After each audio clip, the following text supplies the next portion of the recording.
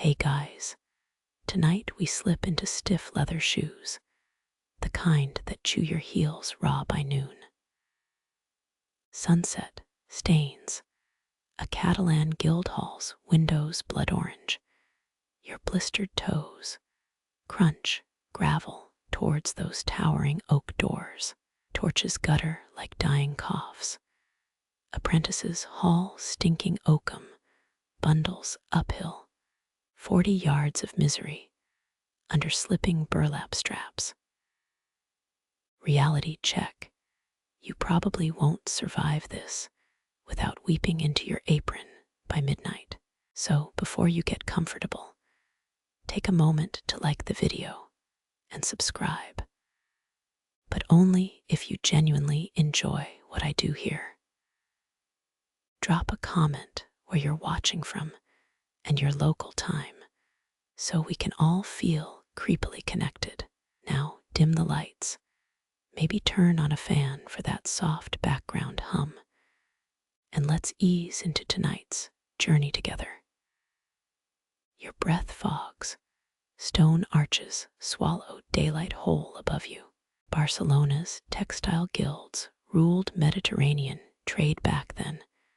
Their cloth-bought crowns and silenced wars.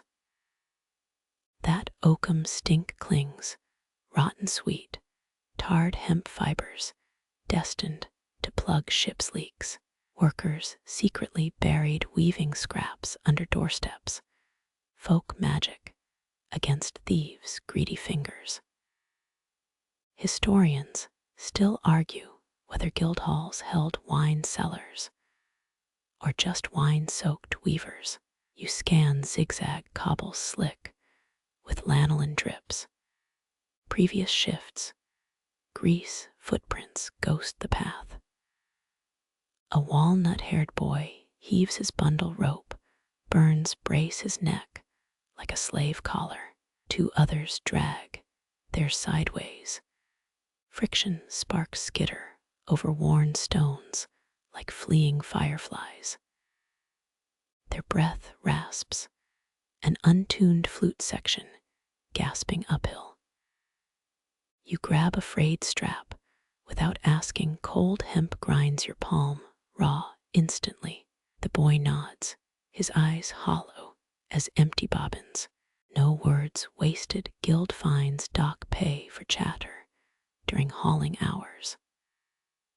Your shoulder socket screams. This guild hall sits higher than Barcelona's wharves, every step steeper than Saint's staircase frescoes.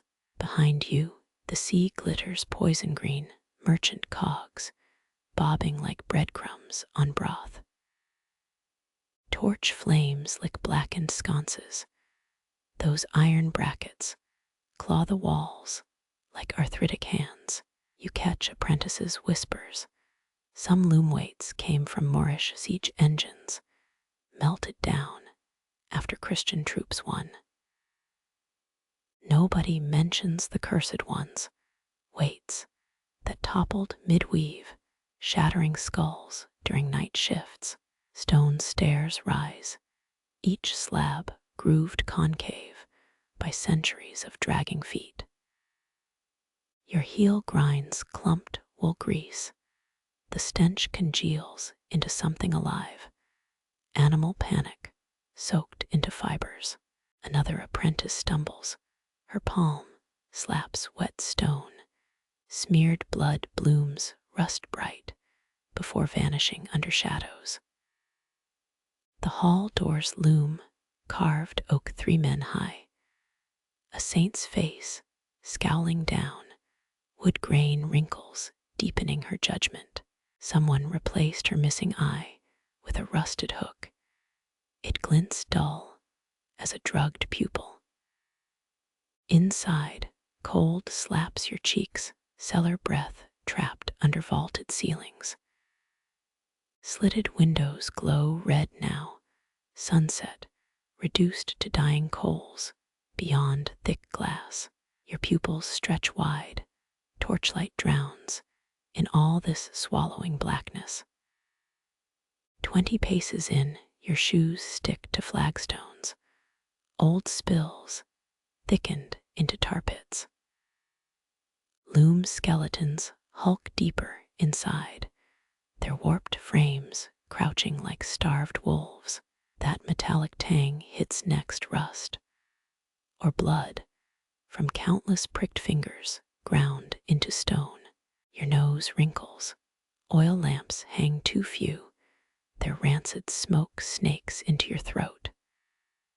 Someone coughs, a jagged sound echoing off limestone walls. Guild rules say 8 lamps lit at dusk, all others forbidden. Penalty half a week's bread ration per extra flame. An overseer's cane taps, a beetle-shiny man counting bundles with lips moving silent. He assigns looms with finger flicks, no voice wasted on apprentices.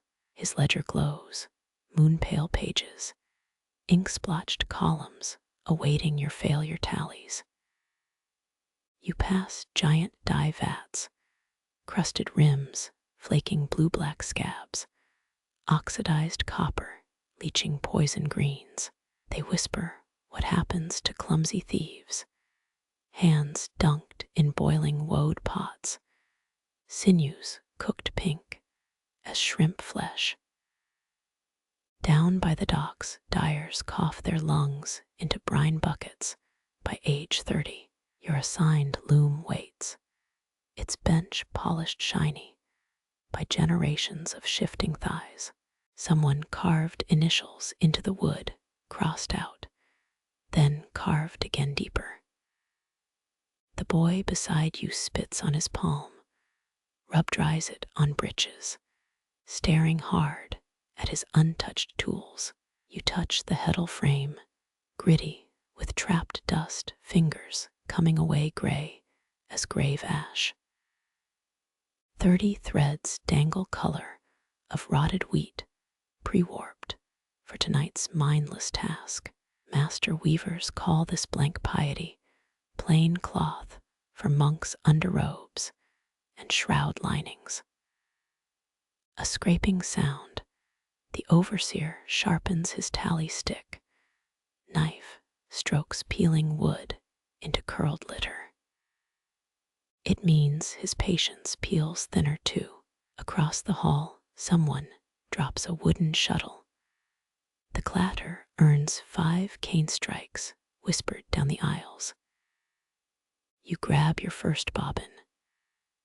3 sirens wail at the river docks, ship captain's warning of corsair sails, glimpsed at twilight.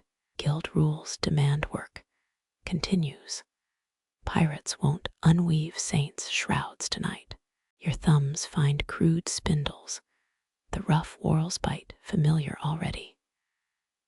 Thread trembles, your exhale shakes it worse. Warp strings blur like drunken harp lines. Loom weights sway below, leaden teardrops cast stretched out shadows, nooses waiting for necks too reckless. Lamplight gutters, a breeze snakes from some cracked cellar door chill as a crypt visitor's sigh. Did the dead sailmaker really get walled up here back in Nevermind? Focus knuckles, bone white, thread refusing to align. Bells clang sudden, all looms freeze mid-shuttle, 800 threads vibrating silent. Night prayers start now. Heads bow over benches, lips move to a psalm nobody sings aloud. Your nape prickles, the overseer's stare drills between your shoulders. You mouth the words, gaze fixated on those warping threads, dreading dawn's inspection already. Across the dark hall, 2 amber eyes gleam, a guild, lynx prowling for nest-stealing rats. Threads blur, fatigue melts, edges soft, stone arches ripple L-I-K-E Chinese letter cobwebs. You pinch your thigh, pain shocks focus back. Guild fines also dock pay for sleeping upright, even if your eyes stay open. A mouse scuttles, claws ticking over stone, racing from the lynx's twitching tail. Your bobbin rolls, you lunge, catches it, before a penalty clatters the floor. Silk wouldn't wind smoother than your relief right now. Torches burn lower, shadows thicken, your eyes strain as weavers become hunched silhouettes. Every third lamp extinguishes, guild money saved on midnight oil expenses. You blink, shapes in the dark squirm like squid ink drifting. Hours stretch, each shuttle pass an identical stranger, hands moving without you. Cold drills deeper, frost forms on dye vat rims, despite summer heat outside. Somewhere cloth rips a gasp, the wet smack of a cane meeting wool-padded ribs. No pause, other looms clatter on threads, swallowing the sound whole. Your lower back screams. Bench hollows weren't carved for comfort. 18th century ergonomics, meaning none at all. Find your spine's least crooked angle and pray. A sneeze explodes yours. Tears blur the warp threads into luminous rivers. Someone snorts, might be pity, might be amusement.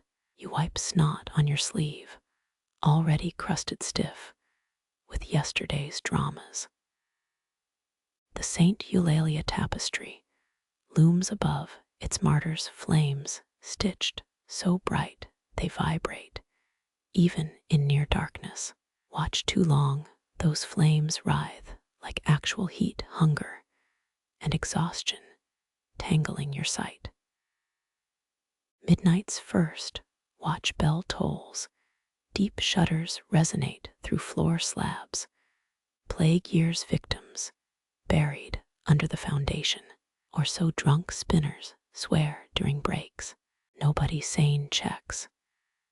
You bite your tongue, focus, thread quivers, final inches of tonight's weave await. Dawn feels claw years away, shift aching, blisters bubbling under thumb calluses.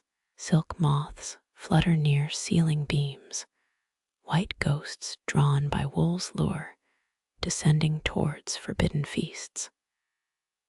The apprentice's secret, salt-sprinkled thread, keeps them off, tonight's batch forgotten in your fatigue.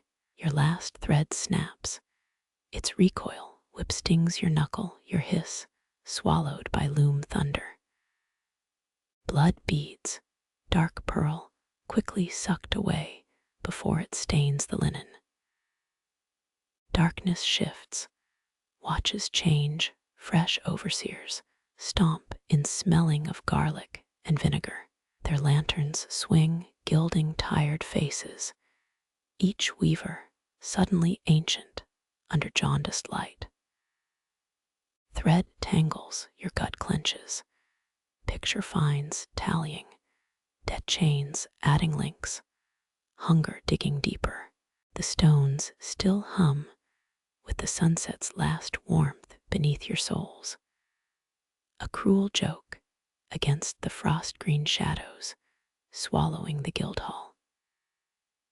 Apprentice boys dart past, feral shadows in the torch gutter, each hauling oakum bundles like bodies slung over skinny shoulders.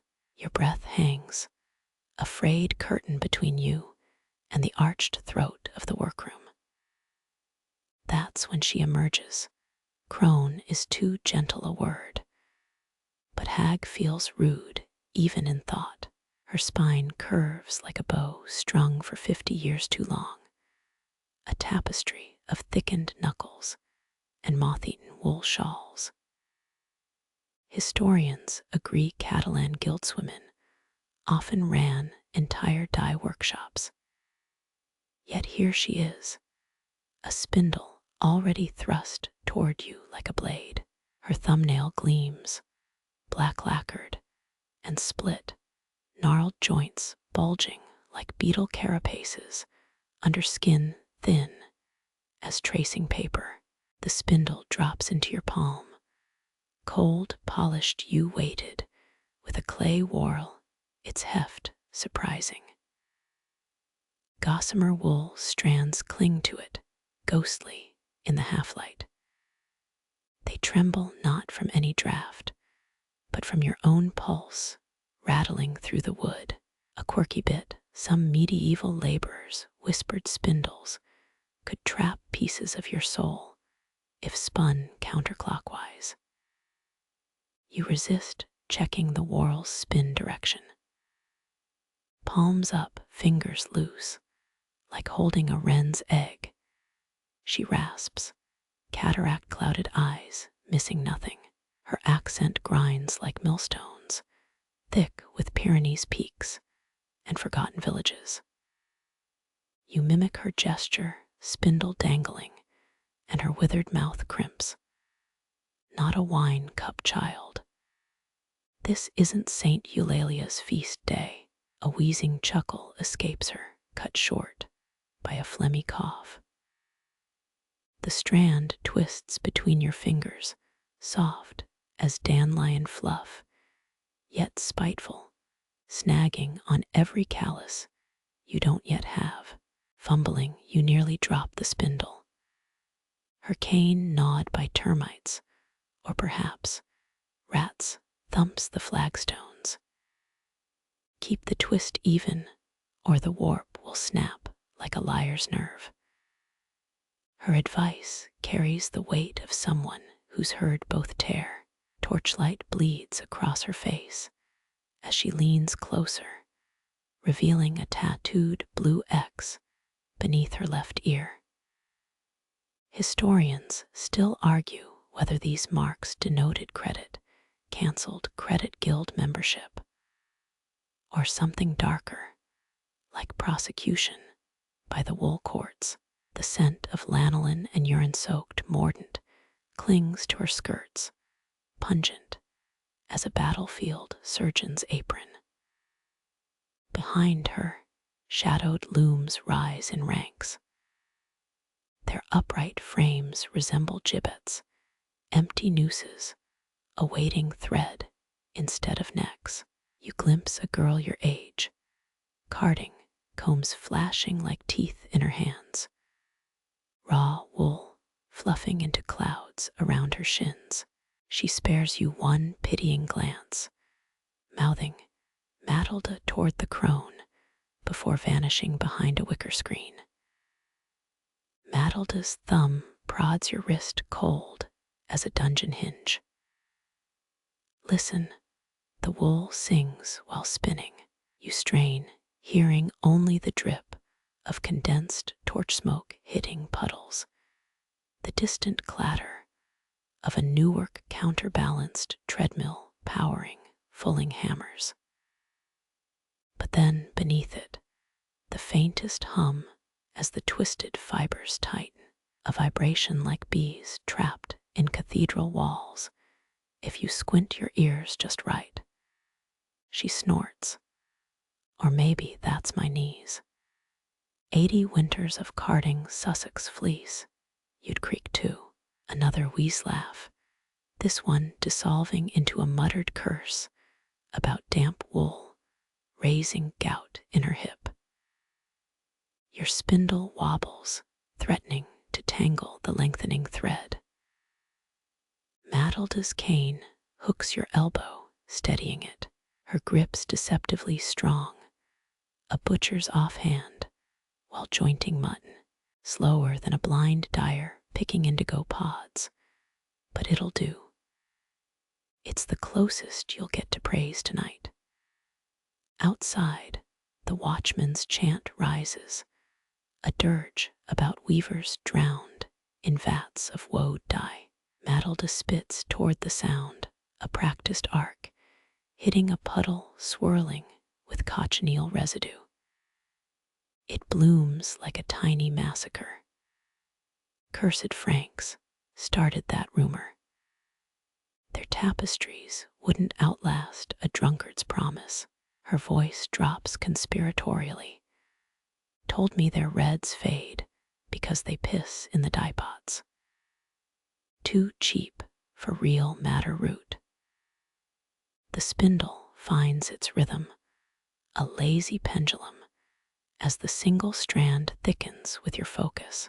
One thread, ridiculous in the face of those looming machines, waiting to devour miles of yarn. Matilda watches, grunting approval, when the twist stays, even knocking your wrist with her cane when tension frays. Distant church bells toll Compline. She stiffens, head cocked, listening for some flaw in their iron tongues. Time to feed Joan's lynx, she mutters, already shuffling toward a side door crusted with lichen green mold. One skeletal hand waves dismissively, keep spinning or tear your nails out trying. Only when her footsteps fade does the true weight settle. The spindle's hum now lives in your palms. It's SSSSSS, whispering that old Flemish nursery rhyme about lost children weaving shrouds for the moon. You glance back at the Guildhall's heart, at those blackened beams, where centuries of wool smoke have painted their own constellations. The thread trembles, your future balance, now measured in twists per inch. The spindle's whisper fades as the looms claim your attention. Those skeletal giants slouching against the Guildhall's soot-blackened walls. No cheerful carpenters work here. These frames hulk like gallows left to rot after a mass hanging. Folded countermarches cast jagged shadows, their wood groaning under decades of hemp splinters and frustrated kicks. Joan materializes beside you, reeking of sour wine and walnut oil. His fingers knotted like dock ropes, close around your elbow. They look hungry, don't they? A joke, maybe. Barcelona exported 3/4 of Christendom's hemp sails back in 1370, kept entire fleets afloat. The sails stitched here used salt-caked rigging from Sicilian docks. Now the hemp dangles overhead. Skeins sway like executed pirates, their fibers whispering of North Sea gales and forgotten autumn harvests in Augsburg. Dust motes swirl where dawn's first blade cuts through shuttered windows, dancing like drunken midges. Joan shoves a threaded shuttle against your chest. Today you learn how much luck weighs.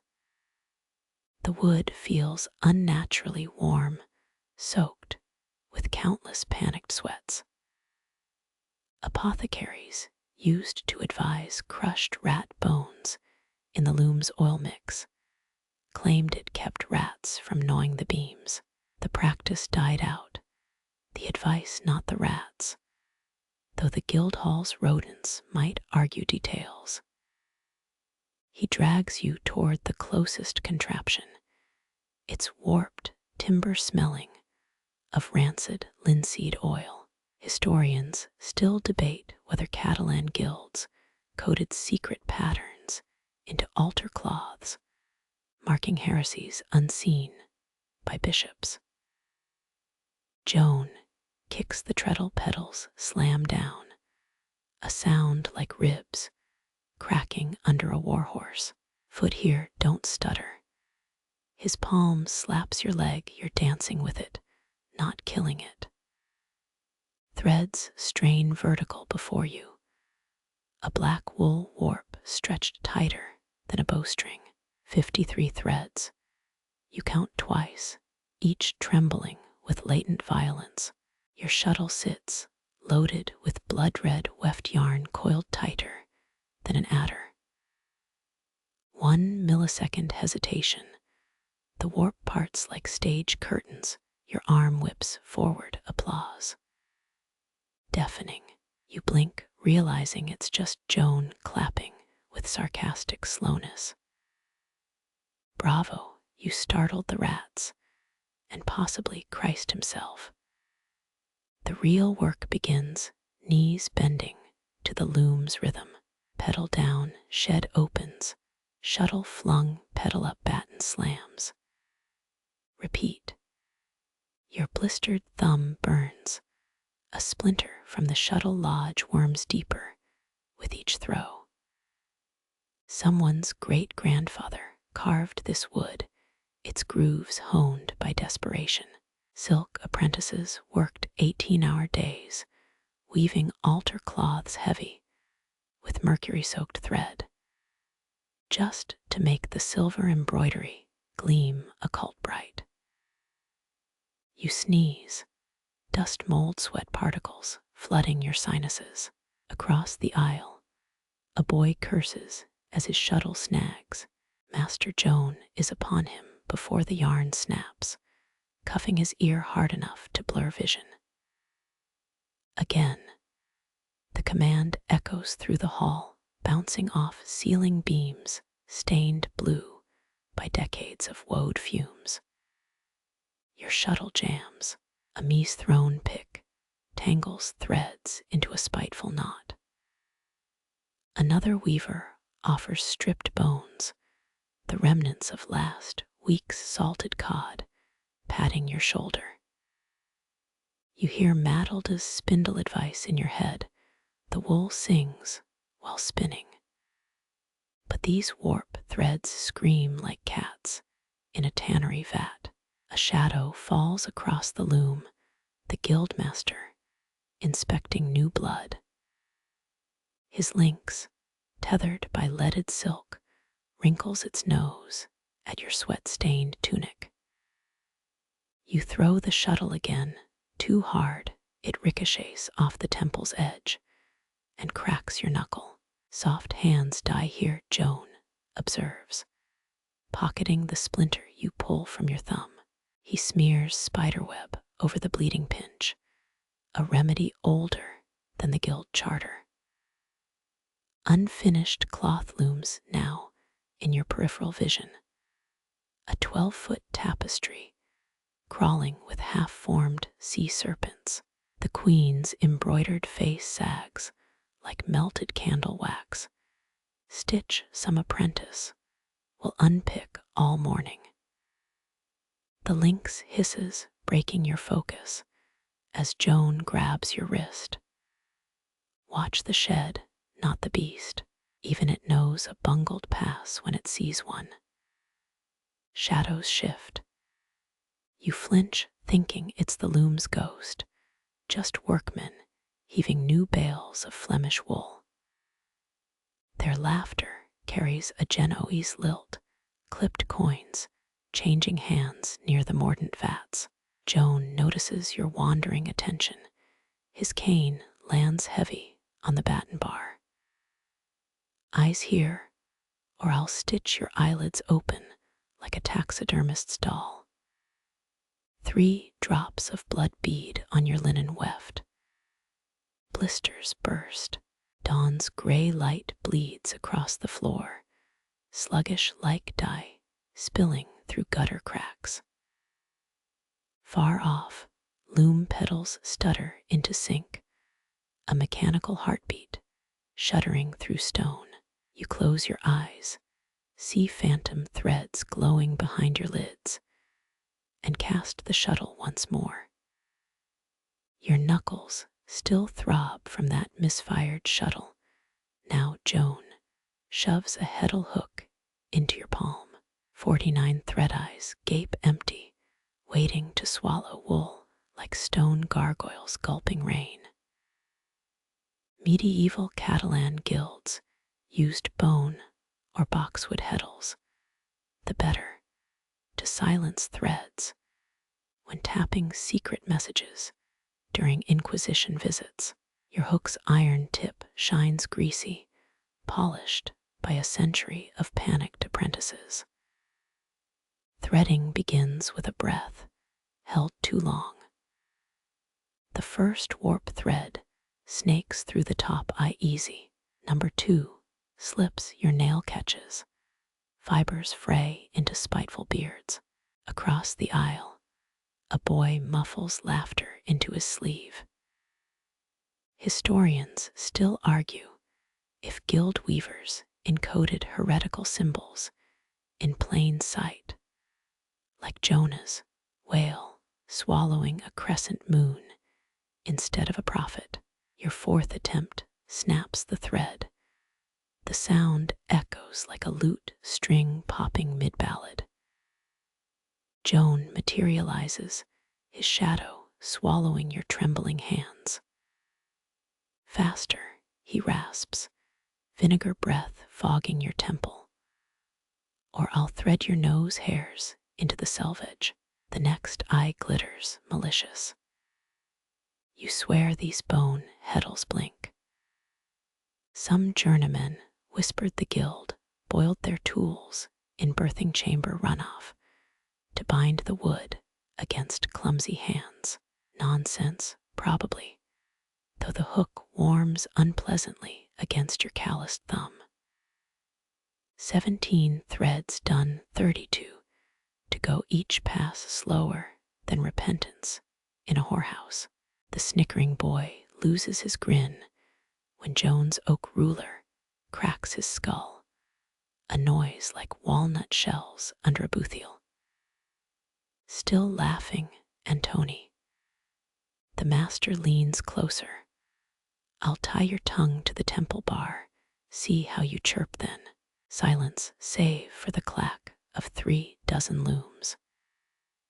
Your bleeding index finger smears garnet across the warp. Medieval weavers often pricked blood into thread for saints' shrouds, believing it warded off moths. Superstition, obviously, though you note no silverfish dare chew these rafters. 36 eyes threaded, 13 remaining. Your spine liquefies, foot tapping phantom treadles.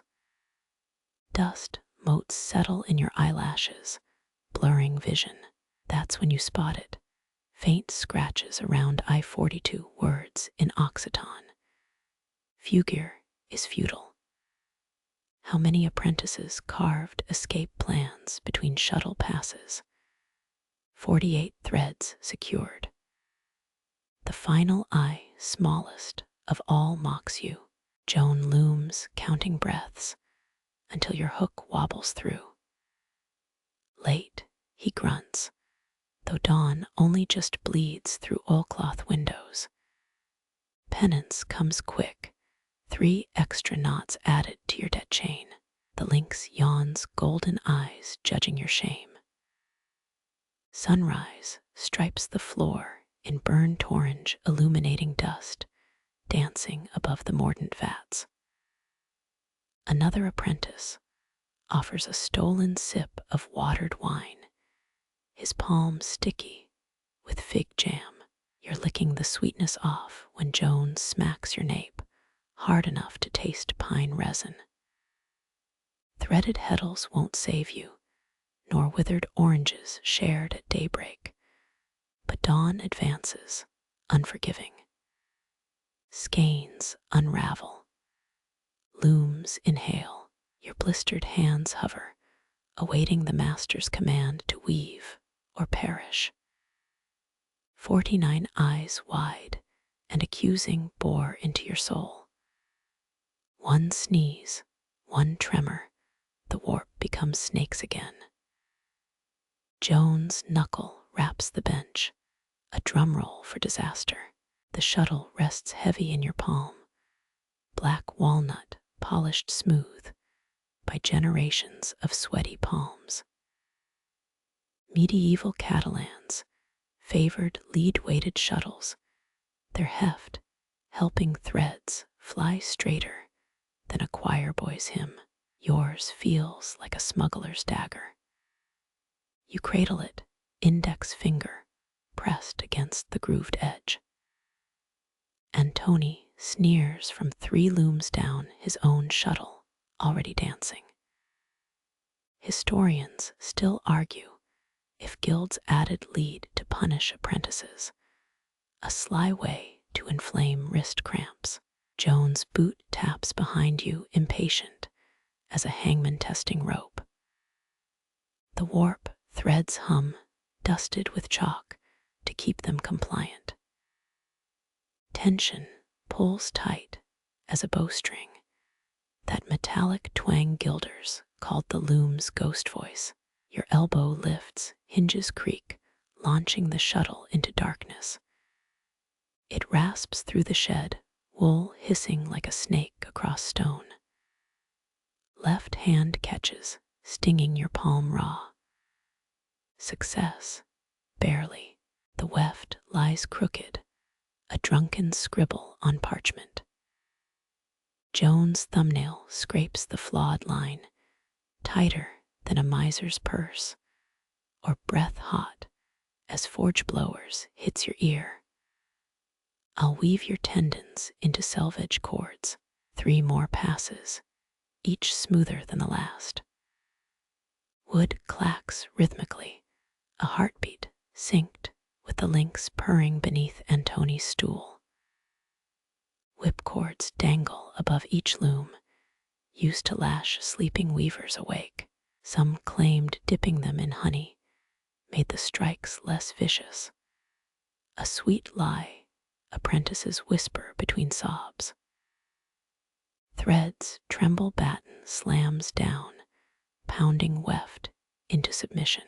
A faint chime rises from the weighted warp ends, each bronze loom weight engraved with saints' scowling faces. 14 ounces apiece, calculated to keep threads taut without snapping. Yours dangle like hanged men, swaying 6 inches above the flagstones.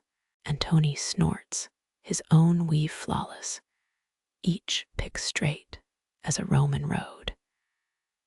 You glance at the wool snarled on your shuttle, mockingly nicknamed the widow's confession. Guild lore claims spinsters wept into wool before spinning, imprinting their grief onto cloth. Nonsense, yet your hands reek of lanolin and salt anyway. 10 shuttle flights in rhythm finds your hands. Press the treadle, throw, catch, batten, beat. Again, faster, the loom becoming a living thing. 16th century guild. Statutes demanded specific tempos, 3 beats per minute slower than a heartbeat to ensure quality. Joan throttles productivity like a priest throttling sin. Your 12th throw snags, a warp thread frayed since yesterday's disaster. The shuttle veers left, clatters onto the floor, spilling wool like entrails. Joan's cane cracks your knee before the wood stops spinning. Cost. He jabs the shuttle with his hook, barnacks a wood from Tunis, worth 3 of your debt links. Loom weights sway violently, punishing the air. Antony covers his grin with a hemp rag. You exhale, retrieve the shuttle, wipe spit on your apron. 7 Catalan guilds once smuggled banned Anatolian wool by braiding it into cow tails. A tidbit from drunken Father Ignacio's confession.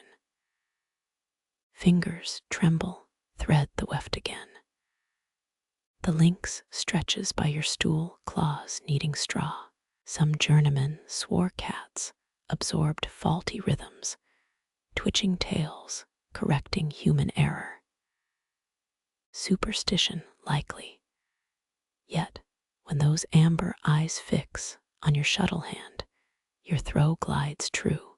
20 threads woven the cloth inch growing crooked as a beggar's spine. Joan sighs, the sound of parchment tearing. He stomps to the dye vats, leaving Master Peer to supervise your shame. The old man smiles, gapped teeth, like rotten fence posts. Piss in their indigo vats, trust me. Crimson dye steams nearby, stinking of fermented madder root and cruelty. 30 passes, now calluses splitting like overripe figs. 15 minutes, 30 mistakes, 50 silent curses. The batten handle grows sticky with your sweat, your grip faltering like a sinner's resolve. 47, 48, the pattern emerges. Dancing wolves chase deer through knots. The trade sign for Labregat Valley wool. Guild swing traders claim Napoleon's chefs mistook their manifest wolves for chefs, accidentally ordering 600 fleeces. Your wolves look seasick. A scream shreds the air, 2 looms down. Elisabeth's shuttle jammed, warp threads snapping like bowstrings. She cradles her eye, blood seeping between fingers.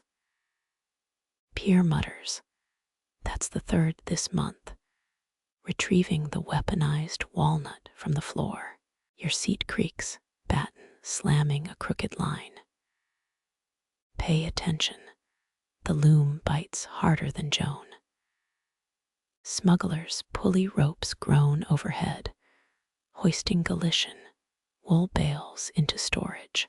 1 cartridge bulges suspiciously, likely those illegal Flemish dyes wrapped in Spanish wool. 50 passages, your palms bleeding through bandages. Dust coats your tongue, tastes of failures past. 12 apprentices wasted away threading Jacobean knots into this very loom. Skeletons probably still wedged between joists. At least yours isn't the hungriest ghost here. A gong rattles, midday scraps served under watchful saints. Your feet scrape sawdust, flagstones, blistered heels wincing. Antony shoves past, whispering, "Jones switching you to nettle fiber tomorrow." A grin splits his face. Enjoy incontinence when you piss through those gloves. Gold light bleeds through shutters, hitting the indigo vats. The blind dyer reads the bubbling bruise color by scent ashes, iron-rotten eggs. He smirks at your weaving, sniffing air. Blue won't fix that crooked weft boy. Your stool awaits, shuttle heavy as sin. The lynx bats at dangling warp threads, training to kill more than mice. 7 hours, till midnight, 12, till dead tally. You raise the shuttle threads trembling, waiting for history to repeat. Carmine dye hisses as it hits boiling water, blooming into a flower of clotted blood. Lanolin scent curls from wool bobbing nearby, the stink of wet sheep and effort. Guild rules demand dyers wear leaded aprons, 6 pounds of brittle protection against splashes. Yours chafes, collarbones already raw from yesterday's indigo misadventure. A vat bubbles, 20 gallons of fermented madder root stewed since Lent. Tudor kings taxed this red higher than wine, a fact Antony yelled while stealing your lunch. The blind dyer decants cochineal extract like a priest offering poison. His fingers, stained forever indigo, quiver above the pot. Too much alum, he sniffs, nostrils flaring at metallic steam. Mordant imbalance, rots cloth faster than lies rot a marriage. You stir with an ash pole, blisters weeping under linen wraps. Each rotation swirls crimson into nightmare shapes, dragons, screaming faces. A very rude donkey. Medieval dyers believed staring into vats caused visions. Hence, the fool's hue nickname for cheap reds.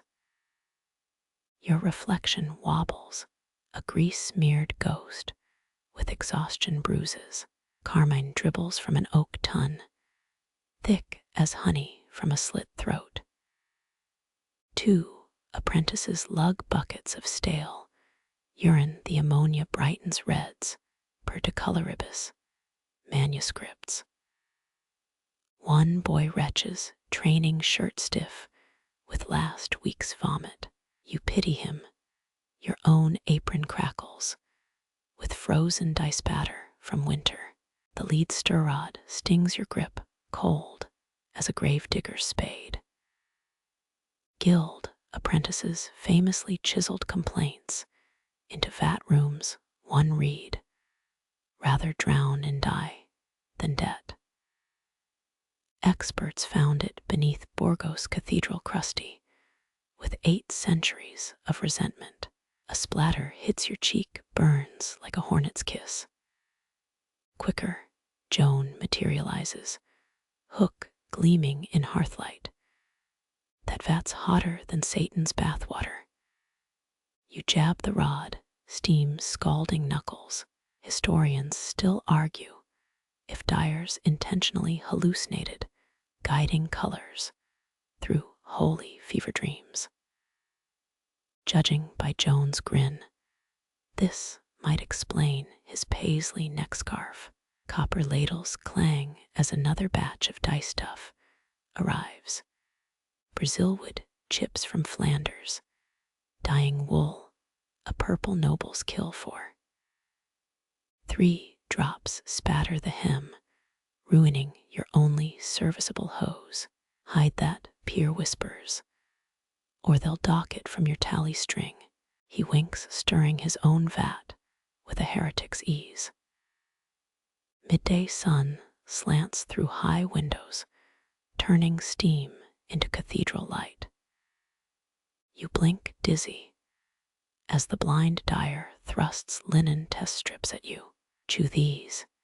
His breath reeks of arsenic omelets. Sulphur mouth detects truer hues. You pretend to gnaw spit fibers into embers when he turns. Drip, drip alum solution thickens the brew into syrup. Your spoon scrapes sludge, crystallized dye clinging like cave lichen. 14th century Italians called this residue dymist's gold, selling it as counterfeit saffron to drunks and fools. A glob plops onto coals, hissing insults in sulphurous smoke. Antony elbows past, dumping oak gall into his superior vat. Mind your swirls, he sneers, mines for the archdeacon's chasuble. His red deepens to Venus purple, while yours sulks at pink. The lynx hops onto dye barrels, fur absorbing aureolin fumes. Amber eyes dare you to spill something expensive. A shriek cuts through vat room murmurs. Little Katerina scalded her wrist on a cooling pot. She whimpers, cradling blisters, while Joan barks. Don't drip pus on the master batch. You dribble well water over her arm, knowing full well piss heels burns faster. Wager she learns that next week. Your stir arm numbs, stiff as the saints in the crypt chapel. The blind dyer crouches, inhaling your vat's stench, rotten eggs and iron. Better, he smirks, almost passable for saddle blankets. His stained thumb dips in, tasting the dye like connoisseur wine. Still, it lacks soul. Carmine crusts under your nails, blood red halfway to the knuckle. Guild wives once sold nail scrapings as love filters, 6 sous per dram. A sick joke, you've swallowed enough dye today to kill pigeons, let alone suitors. Peer hums, dipping wool skeins with theatrical grace. Pretend it's your enemy's heart, the vigor helps. Wolf-hour shadows stretch across the floor, dye pots now simmering coals.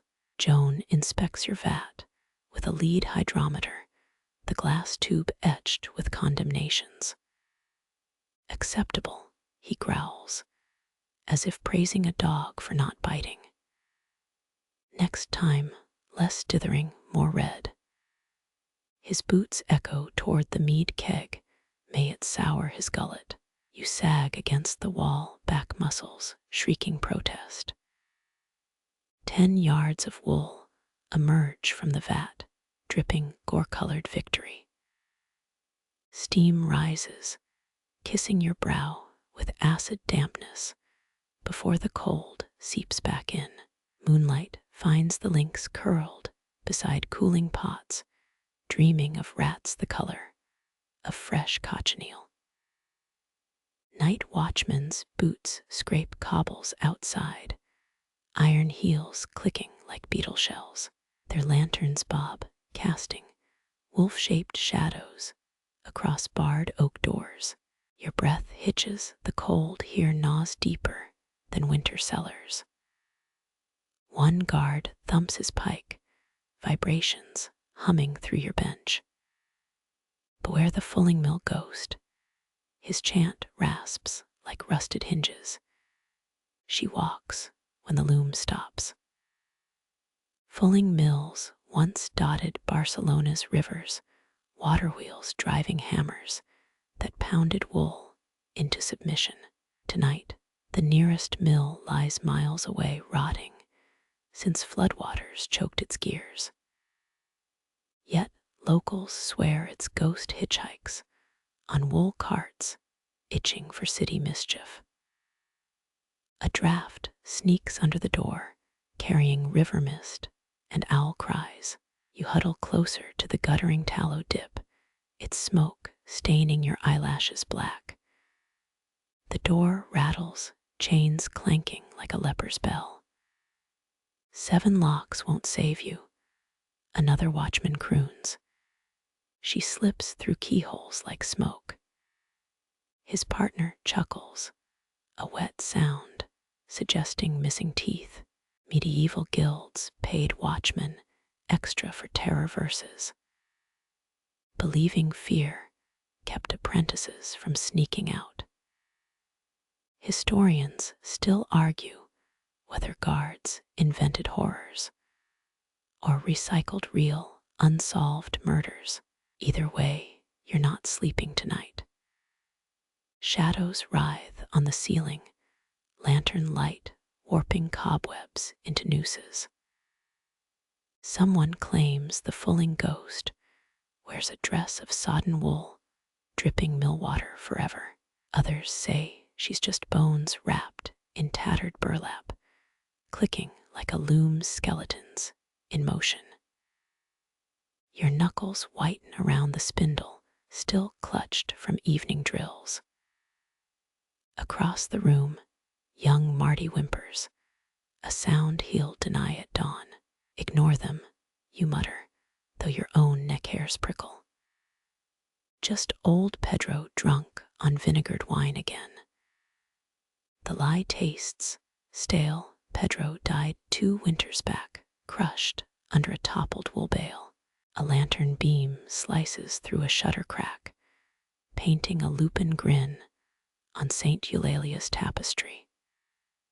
Thumps echo, likely rats in the eaves, but your pulse gallops anyway. Fulling ghosts, supposedly unraveled finished cloth, a weaver's ultimate nightmare, 99 paces away. The actual mill's ruins supposedly ooze rusty water, like the land itself bleeds. You trace Saint Eulalia's embroidered flames, silently begging protection. A watchman's voice drops, whispering something about severed loom strings. His lantern dims as he moves downhill toward the spice seller's widow. His partner lingers, humming a tuneless dirge. The lynx stretches atop a wool bale, unimpressed by human hauntings. Her tail flicks, spotlighted by the fading glow through shutters. You count heartbeats until the footsteps fade. Cold seeps through your hose, floorstones leaching warmth like greedy tombs. Guildhall mice resume scratching bolder in the watchman's absence. Someone snores, a foghorn rasp from the apprentice's corner. Moonlight bleaches the high windows, blue as drowned flesh. The Fulling ghost tale started after that mill girl vanished, crushed under hammers in a freak accident. Or was she pushed by a rival dyer's son, now a respected guild elder? Generations of spinners have embellished the story, adding dripping hair, riverweed jewelry, a scream mimicking tearing fabric. Your spindle droops in slack fingers, exhaustion weighting your lids. The lynx purrs, a sound like carding combs through raw fleece. Outside, the harbor bells clang 3 times, each note swallowed by fog. You imagine mill ghosts hate bells, their clean tones dispelling murky fears. A floorboard creaks, your own foot shifting, but you flinch like a thief caught. Idiot, you whisper, ashamed of your jumpiness. The real terror isn't hauntings. It's owing 12 more years of indenture. Debt could bury you deeper than any ghost. Dawn's first gray slips between roof tiles, turning cobwebs into silver lace. Watchmen's chants fade with the night, replaced by gull cries and fish carts rumbling downhill. The barred door glows warmer now, sunrise vanquishing shadow wolves. You uncurl stiff fingers from the spindle, its wood stamped with your sweat. Marty stirs, rubbing eyes swollen from fake bravado. Told you, he yawns. Just drunkards scaring girls.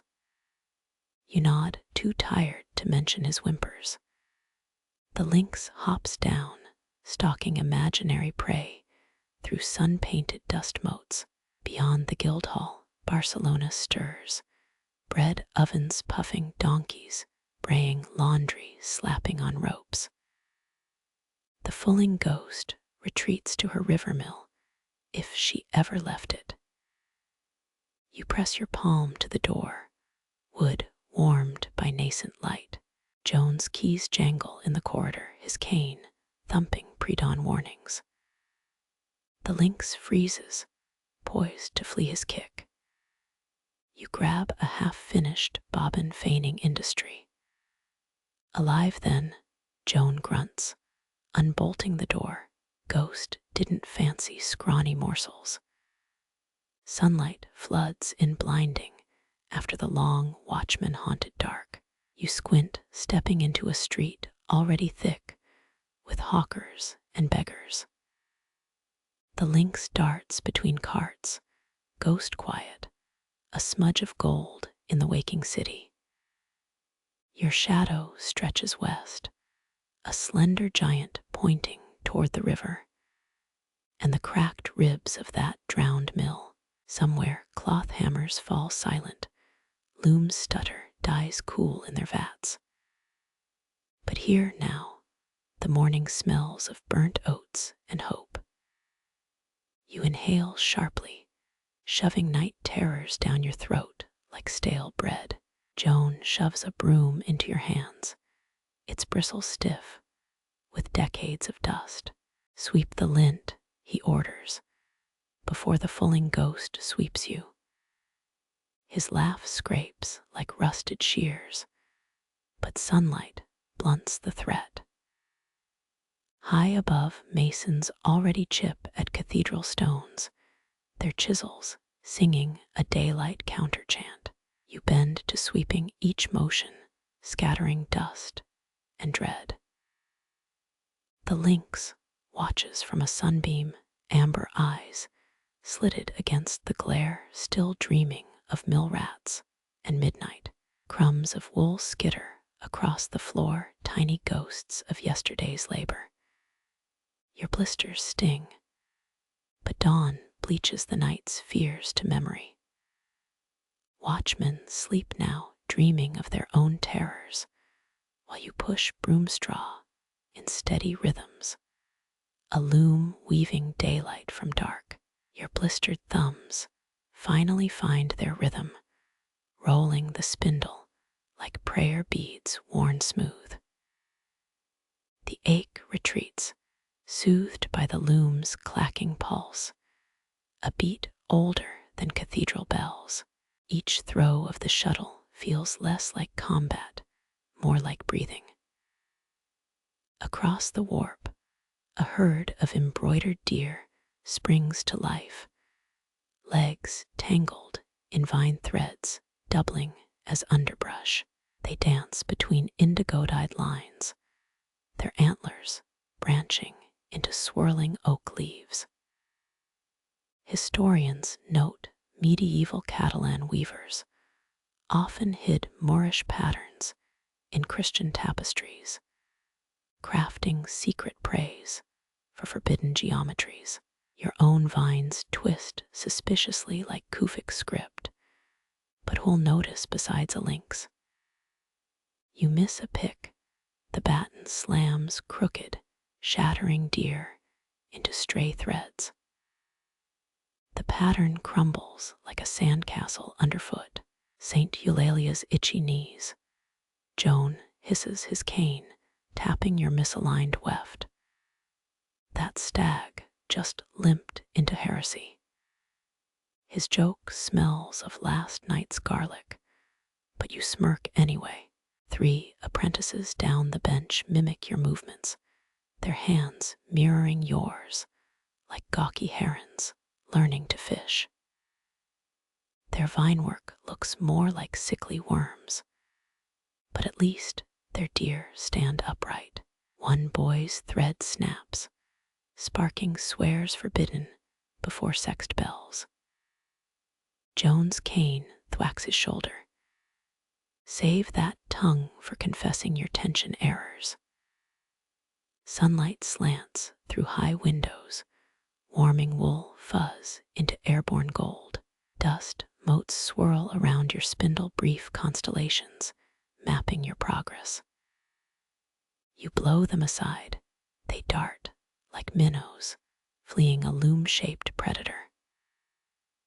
The wool whispers through your fingers, coarse Catalan mountain fleece, resisting its fate as merchant finery. Each throw requires 14 precise moves, heddle lifted, shed opened, shuttle hurled, batten beaten. Miss one, and your deer grows a third antler. The 14th century guild ordinances demanded 16 moves, but Joan cheats steps to meet quotas. Notice how your left side's tighter than a miser's purse. Marty leans over, pointing at your selvage edge, puckering like a scar. His breath smells of stolen almonds.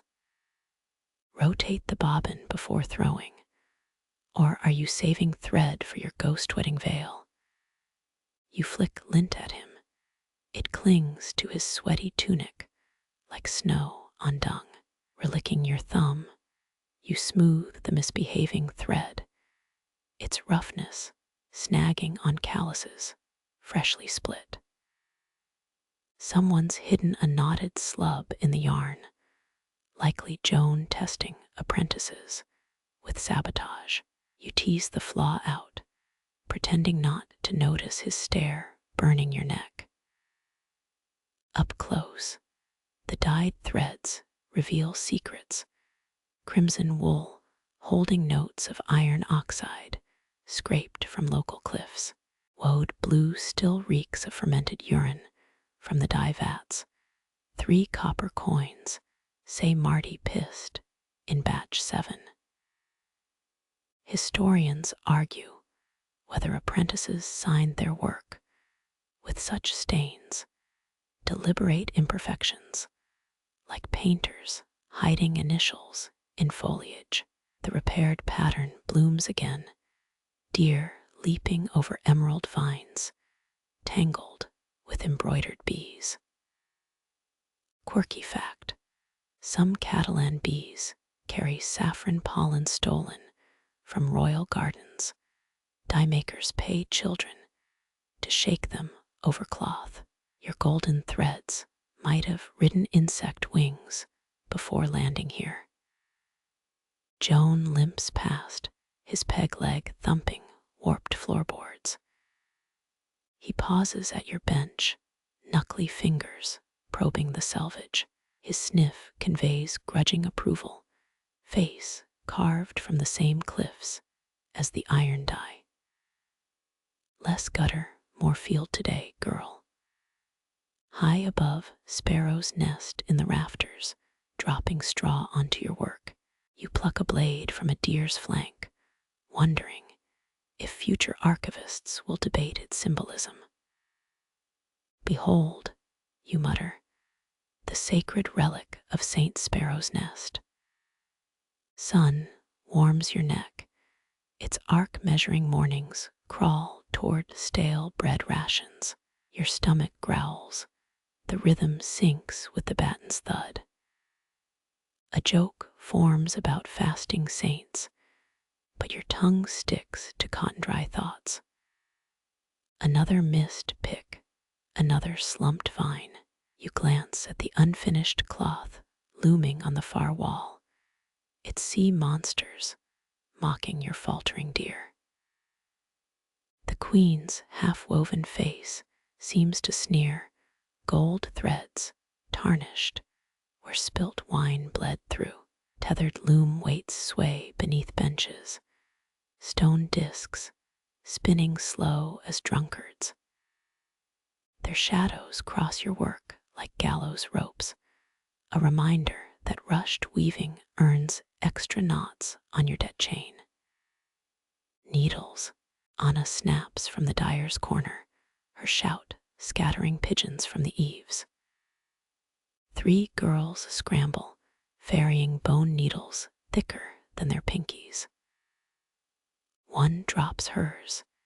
It rolls under Joan's peg leg, dooming her to kneel until sexed. Your shuttle clacks, wood polished by generations of thumbs, glittering with blisters. The sound merges with a dozen others, a syncopated storm lulling you into flow state. Deer regain their legs, vines entwine perfectly for 6 flawless inches.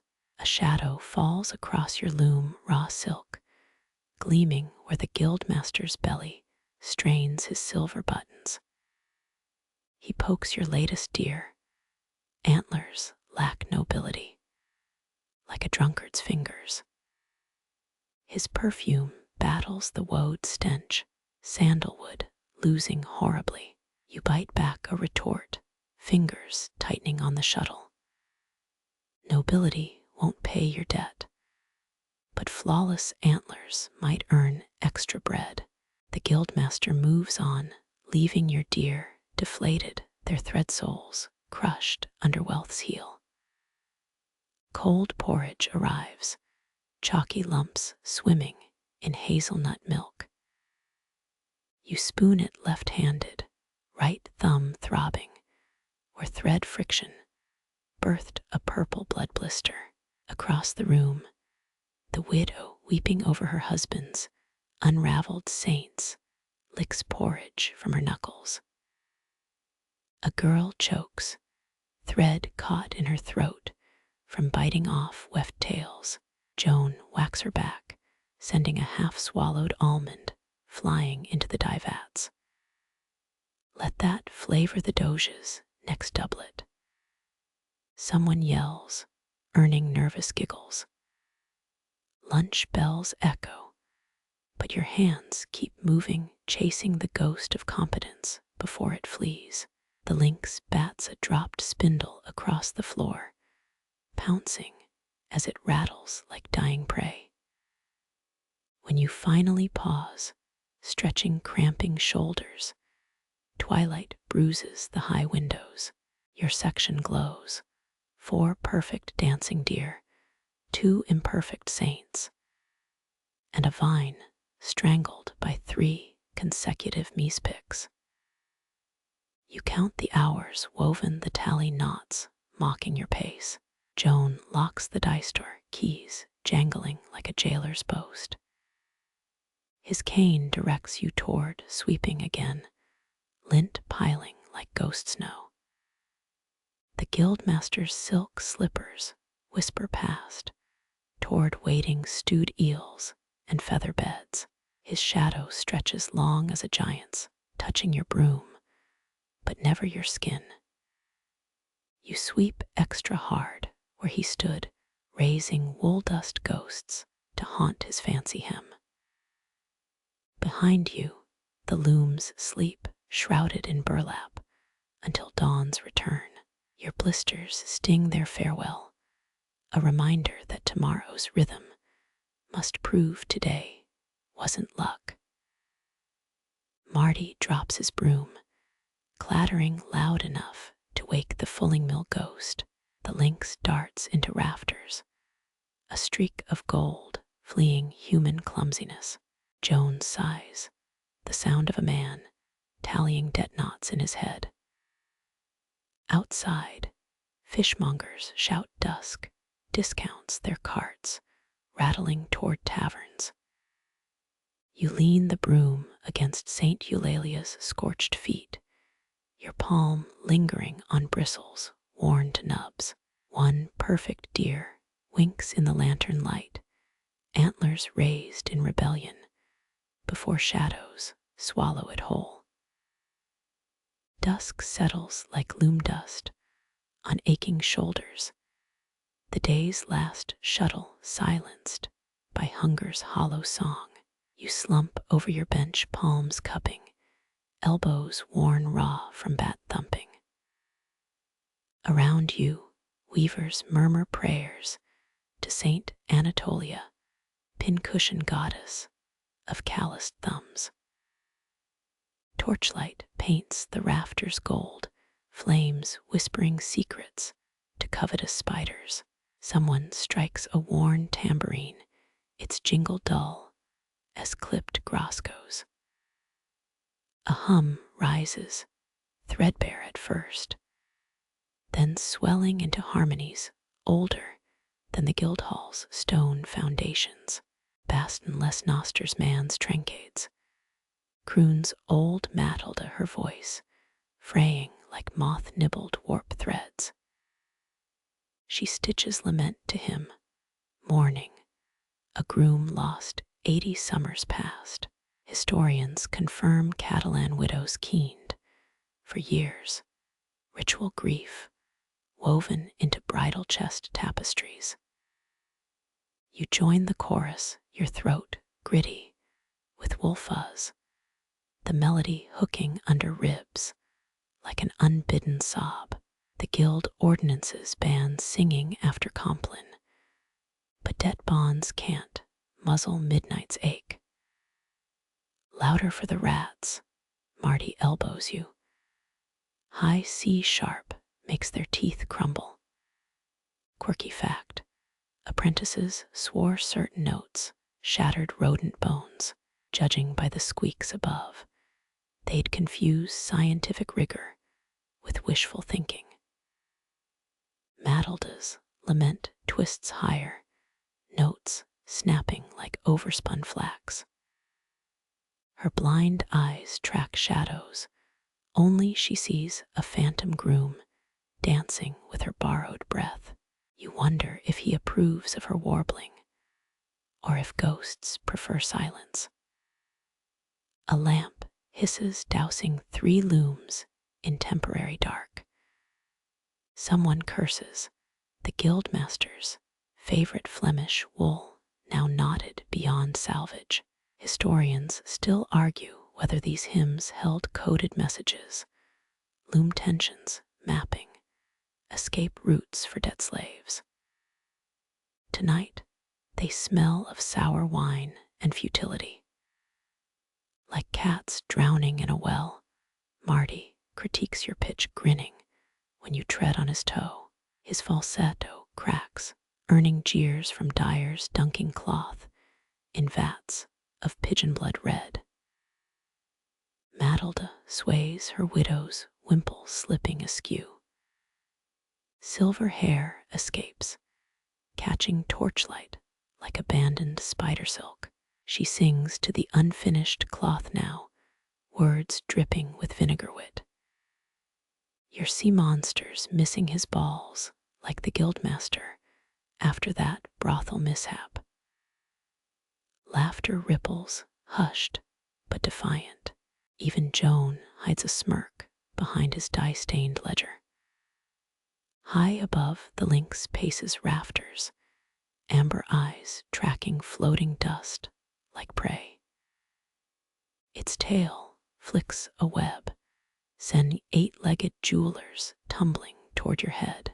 You duck, earning a moth in your mouth for the effort. The hymns unravel into coughing fits, lungs clogged with decades of lint. A girl offers Matilda a clay cup. She spits into it, herbs blooming in the sludge. Drink, she rasps, or your voice'll sound like Joan's peg leg on cobbles. You sip, bitterness gluing your tongue to the roof. A joke about poisoned grooms dies unsaid. Shadows stretch, merging weavers into 2-headed beasts on plaster walls. Ghost stories bloom in the dim tales of the Fulling-Mill Hag, stealing slow workers. She drowns them in stale urine, whispers a dyer, proudly citing his vat's ingredients. Matilda resumes keening a dirge about a bride who wove her tears into lethal lace. Historians confirm toxic dyes killed careless artisans, their skin blooming with rashes as if accursed. You glance at your own stained fingers, wondering if death smells of elderberries and stupidity. The guildmaster's shadow looms in the doorway, silver buttons gleaming like cat eyes. Silence falls faster than a snapped warp thread, Matilda's lament cut mid-wail. His perfume precedes him, musk and rot masked by roses. Matilda, he purrs, save screeching for when they bury you. He tosses a coin at her feet. It rolls into a rat hole. Now sweep lint, or must I hire the hag herself? A spindle clatters, the lynx pounces, fleeing with its bobbin prize. Matilda retrieves her broom, knuckles whitening around the handle. She hums again, soft now, the song morphing into a list of poisons easy to slip in wine. Bugwort, her whisper brushes your ear. 3 drops, a slow thrashing end. You pretend not to hear, focusing on a moth, batting itself bloody on a lantern. Joan lights new candles, tallow smoke curling into demon shapes above.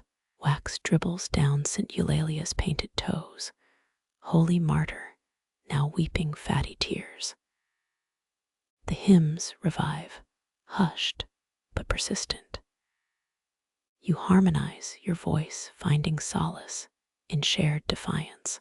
Notes coil around blackened beams, nesting there like birds loyal to rot.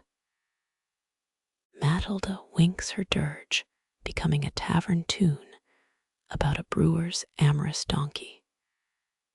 Joan feigns deafness, but his foot taps the beat of scandal. At last, bells toll the true midnight, their iron tongues vibrating in your molars.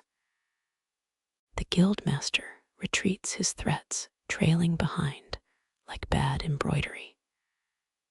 You collapse onto a wool bale, muscles singing their own painful chorus. Matilda offers a whetstone for your blisters, her grin missing 3 teeth. Rub till they bleed, she advises. Calluses come quicker that way. Moonlight bleeds through oiled cloth windows, etching silver paths across exhausted faces.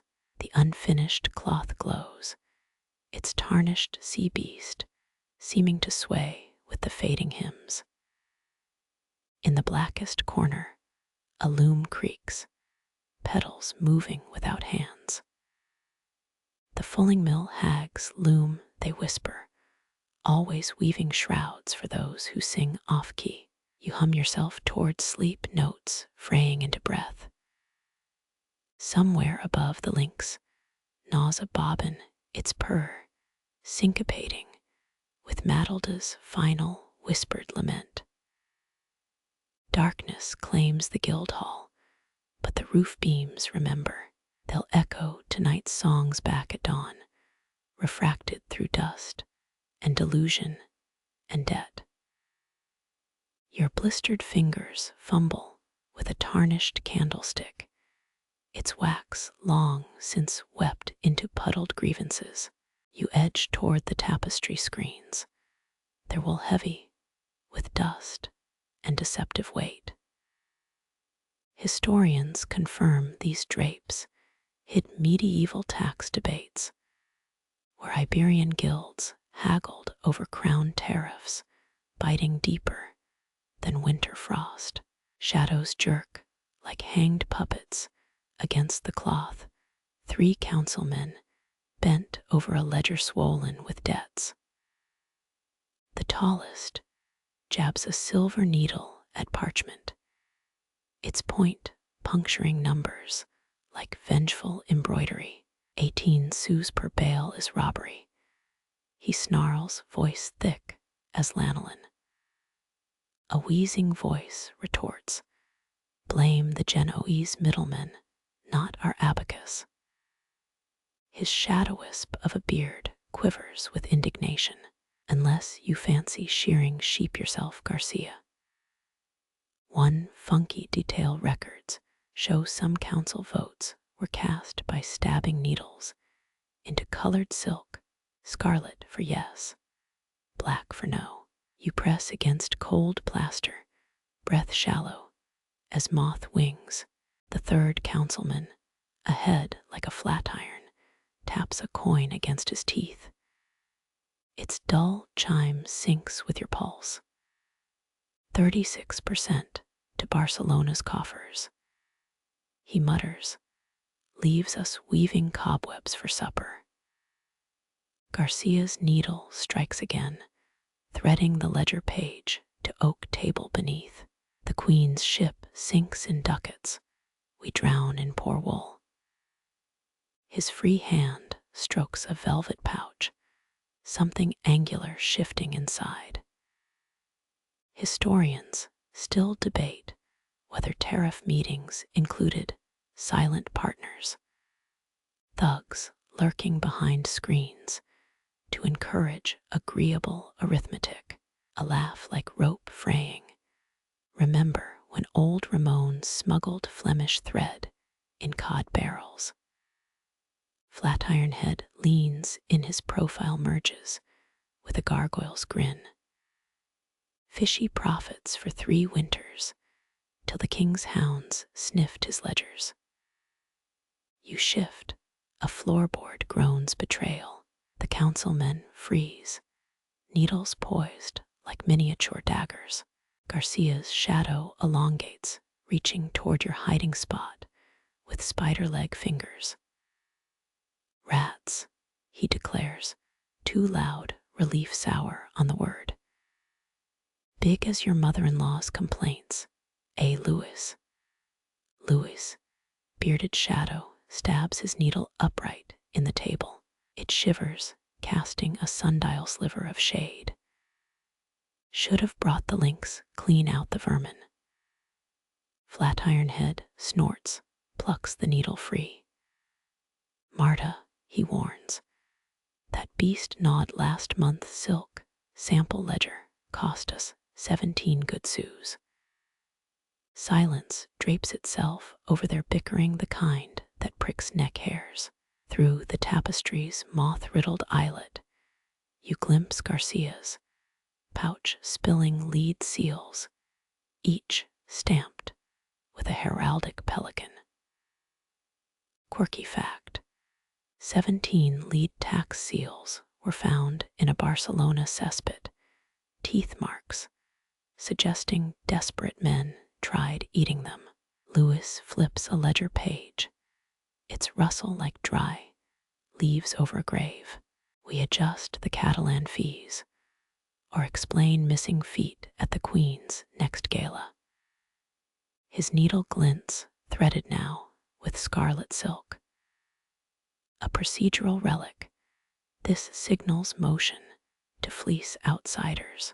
Garcia's response comes measured, each word wrapped in venomous silk. Peer, fetch the dead chains. Let's weigh them against these complaints.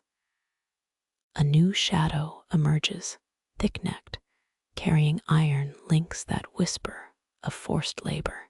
The air curdles tariffs, suddenly smell of sweat and rust. You recall the dyer's joke. Taxmen's purses clank louder than their consciences. Flatiron Head scribbles figures, ink spreading like bloodstains. Cut the Flemish imports, boost Mercian fleeces. Won't win fashion contests, but bankruptcy's uglier. Garcia pockets the pelican seals, the velvet pouch, sagging with concealed sins. Approved, provided you donate those silver needles to the Guild's pincushion fund. Dry sarcasm hangs between them, a threadbare shield against desperation. Lewis snaps the ledger shut. Next festival, pray, the Queen prefers scratchy underwear. Their laughter is hollow, tolling bells for prophets deceased. The shadows dissolve, councilmen retreating like wolves from a barren kill. Only Garcia lingers, his needle tracing a tapestry's golden saint. The thread winces, then snaps, leaving Saint Eulalia's face half slaughtered by slack fibers. 5 generations my family served these looms, he tells the darkness. Now I barter scraps like a starving crow. His confession stains the air wet and heavy before he blows out the lamp. You exhale, unknotting muscles you'd clenched into stone. The tapestry's backside greets you, saints now topsy-turvy, martyrs dangling over hellish ledgers. Your candlestick drips, wax onto a fallen needle, its silver blush cooling in the sudden gloom. Through ghosted afterimages, you picture those iron chains peer, carried each link forged to shackle futures. Somewhere, a bobbin rolls, its rattle echoing Garcia's bitter accounting. The ledger's smell clings to your nostrils, vinegar and greed pressed into parchment. Behind you, the Guildhall sleeps on, lullabied by debt and moth-wing sighs. Dawn's first blush creeps through a high window, pink as fresh scar tissue. The shadow play screen sways, its secrets stitched shut with ordinary thread. You pocket the discarded needle, its point pricking your palm like a half-formed oath. Your palms still hum with the councilmen's secrets, the stolen needle tucked in your apron folds. Dawn stains the weaving hall weak tea yellow, its light catching cobwebs even Master Joan's broom ignores. You slide onto your stool, its legs uneven as history's judgments. The loom looms, cathedral black frame, bristling with tensioned threads. Each warp string gleams like wet licorice, tightened yesterday by apprentices singing sea shanties. Medieval weavers' new rhythm was everything. They timed throws to hymn cadences, so altars glowed perfect damask. Yours smacks of desperation and blisters. Your shuttle glides, the thread a river of Flanders blue for 3 flawless passes. Then, a sound like snakes hissing through dry reeds. The thread snaps, flailing loose. Warp strings writhe, striking your forearms like viper bites. You freeze, lungs forgetting air exists. Begin again by tomorrow's light. Master Joan's cane cracks across your bench, splinters stinging your knuckles. You taste pine resin sharpness. His cane reeked of it, every punishment since Epiphany. Historians still argue whether masters struck the looms or aimed for hands, half deliberately. The pattern implodes, lynx unraveling chainmail style. Twisted linen crawls down the frame, a woolly avalanche shredding 3 days' progress. Some weavers murmured that snapped threads meant spirits tugged them, disapproving of your thoughts. That's bullcrock, your thoughts were purely blister-based. Joan's shadow looms, a scarecrow stuffed with disapproval. His finger, knotted like oak, roots stabs the wreckage. The nail's black half-moon tells of decades crushing dye-vat ingredients. 512 threads. He growls. You owe each one apology. His left eye twitches, the one he lost debating Belgian thread counts. Wrong hill to die on Piet. You need throbbing thumbs, blisters weeping amber promises. The cane taps your stool evidence trail, counting failures like rosary beads. Records show weavers' benches often bore tally marks, some carved 4 generations, deep in pine. Light shifts, noon grudgingly admits defeat through painted shutters. Dust embroidering your nose tickles, threatening sneezes that destroy what's left. You want to spit on the floor, guild rules, deemed spitting privilege, cost an extra sou weekly. Joan flicks a snapped thread, watches it drift like guilty cobweb. His sigh reeks of yesterday's garlic and despair stew. 10 commandants for looms. You've broken 9, half ignored the 10th. He means the guild codes, posted behind St. Eulalia's tapestry, where nobody reads, since spiders claimed it. Rule 7 clearly states, weaver must maintain thread tension like mother herding wayward children. Could have used saintly nudges 2 minutes ago.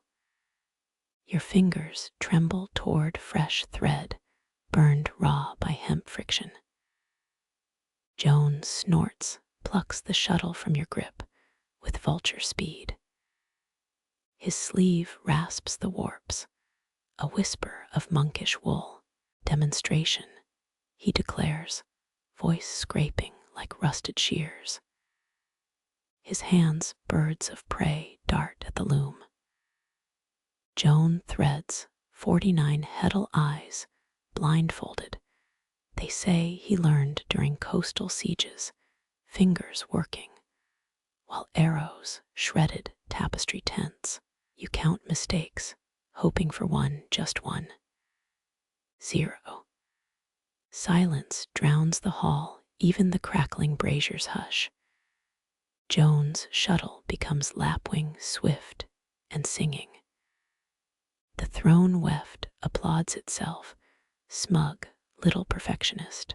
He hands back the shuttle, still warm from his victory. His cane points west toward the guild's punishment corner. Riskeen every ounce wasted, or sing hymns through the solstice. You slump over tangled threads, each snarled loop a whispered taunt. Smuggler's knife-cleft silk was easier than this, and came with free curses. A mouse skitters under the bench, gnawing your unraveled warp like uncut payment. Burned almond paste wouldn't coax it, you tried last Tuesday. Sixpence says she'll boast to her brood about your failure. Fingers relearn motions, burning memories into frayed nerves. Last week's tune swirls back, Matilda's forbidden Moorish hymn, the one Saint Eulalia probably frowned on. Thread trembles, but holds as Joan's silhouette stalks away. Daylight bleeds from gray to grave your threads, slowly resurrected. Scars begin quiet rebellions against tomorrow's toil. 3. Apprentices sneak bread crusts, crumbs like benedictions on your warps. A feral kindness feared Joan's wrath more than hunger. Loom weights sway, shadows merging with dead chain links, clanking somewhere below. You hum a sailor's tune, the one dockworkers shout when unloading Venetian contraband. Your needle stolen and vengeful pricks your hip through fabric. Its silver wink a promise or accusation. Downstairs, glass shatters, Garcia shouts. Saints hear nothing new. Threads tighten, their song thin but steady, until Joan's bell tolls midnight. You stand knees crackling like damp kindling, facing tomorrow's identical sunrise. Midnight slaps your wrists raw, Joan's bell still vibrating your teeth. The Guildhall exhales, revealing 3 hulking mazer bowls brimming with Momsey wine. Sourness wafts ahead, reeking like forgotten plums in a mercenary's boot. Momsey sailed from Crete, even royalty guzzled it, though yours tastes like vinegar cut with despair. Apprentices descend, vultures spotting carrion, their clay cups clinking like guilty church coins. Wine sloshes, dregs settling into bitter constellations at each bowl's bottom. Historians still argue whether guilds watered wines, or if alley-drunk thugs pilfered jugs first. Tonight, just hope your sip wasn't baptized in the dye vat. Brazier light gutters, pine knots popping like gossip. Each spark mimics stars, or maybe guild ghosts judging your pores. Medieval minds saw spirits in every hearth spark, blamed them for snapped threads and sour bread. You blink, choosing physics over phantoms briefly. A girl nudges you her cup, already empty. Swallows wine like salamander blood, she coughs, without the magic. Her grin glints, one tooth knocked out by a me-slung shuttle last Lenten season. The wine scrapes your throat. Resinous pine notes linger from barrelwood treatment. Medieval merchants shipped Momsey in pine casks, sap seeping into luxury, turning aristocrats' tongues into accidental turpentine tasters. You gag discreetly. Apprentice pride demands deadpan suffering. 3 boys toast to Valencia's sheep. A joke lost to time, but soaked in stupidity. Dregs swirl gritty as unlucky tea leaves. Guild rules insisted drinkers drain their cups. Waste not the labor of sea-crossed barrels. Joan's glare polishes apprentices into good little gulpers. Your throat burns, cheeks flushed with rebellion and cheap fortification. Braziers spit, illuminating cobwebbed saints in the rafters. Shadows writhe your mind, conjuring the Fulling-Mill ghost from night watchmen's tales.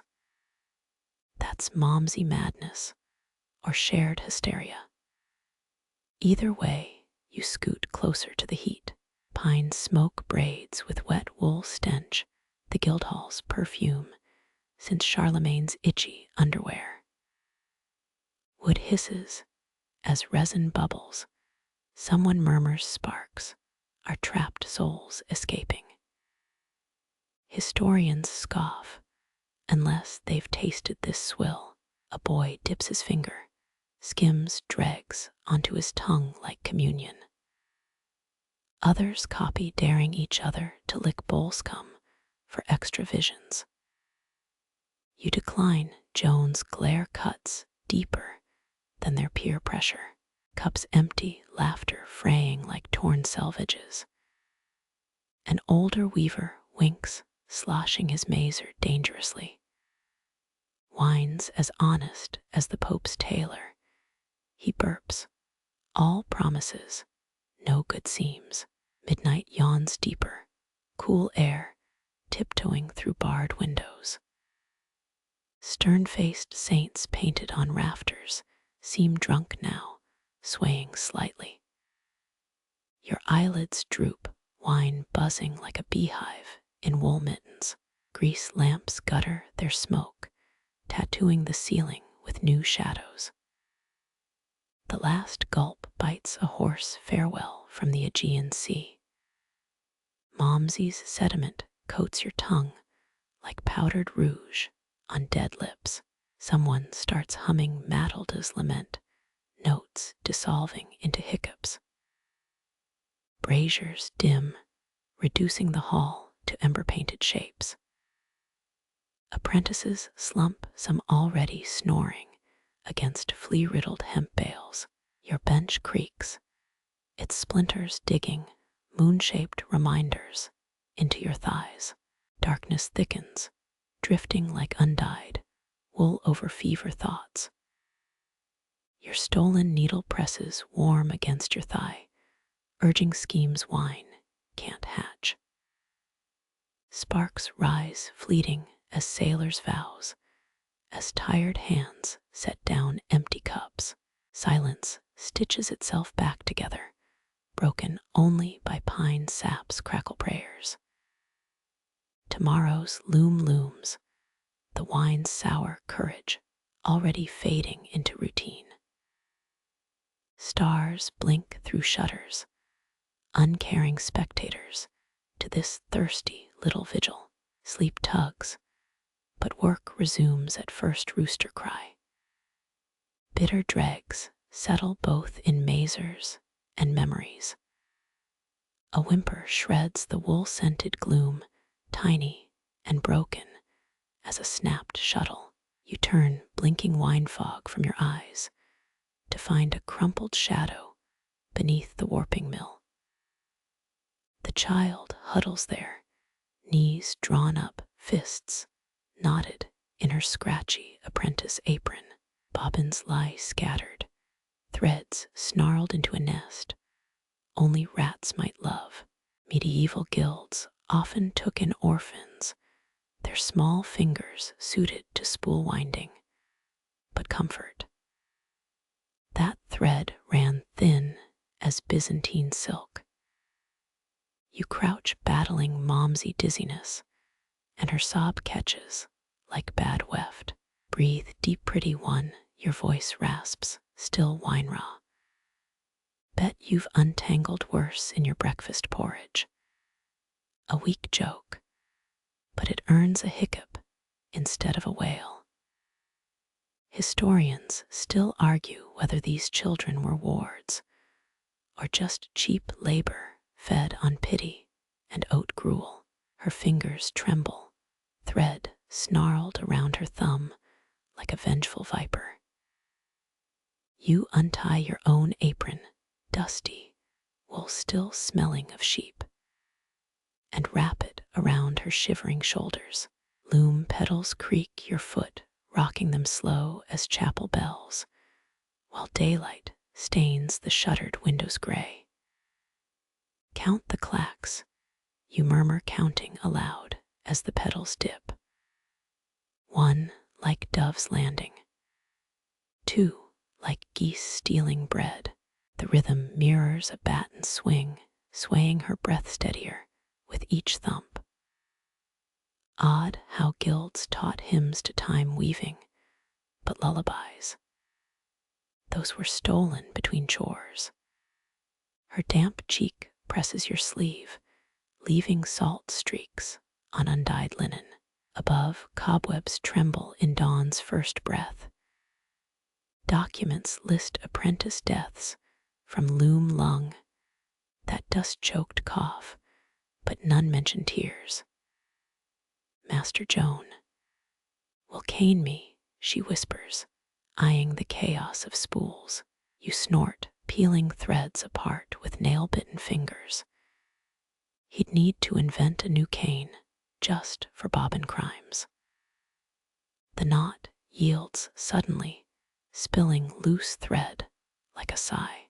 A muffled giggle escapes her, startling as a mouse in the sacramental wine. Your fingers keep working, teasing apart tangles, while the Guildhall holds its breath. Outside, the clop of a mule cart tells you dawn's near. Thread finally smooths, each bobbin back in its proper place. Her breathing steadies now deep, and even as a spinner's wheel. You hum, low and tuneless, the way old Matilda does when her arthritis bites. The first rooster crows, its cry slicing through the last dregs of night. She stirs, wiping snot on your sleeve with shameless gratitude, then scrambles to her bench. Her fingers, still stubby from childhood, dart to rethread a spindle. You watch her, stone-cold sober now, wondering what dead chain already loops around her tiny wrists. Ludicrous how guild statutes praised paternal care, while apprentices slept on thread-scattered floors. She glances back, a shy smile flashing like a dropped needle in straw. You flick a wood shaving at her, missing on purpose, as the looms awaken with groans and complaints. Petals thump, 1,000 threads tightening into order, her tiny shoulders square, ready for whatever snarled mess daylight brings.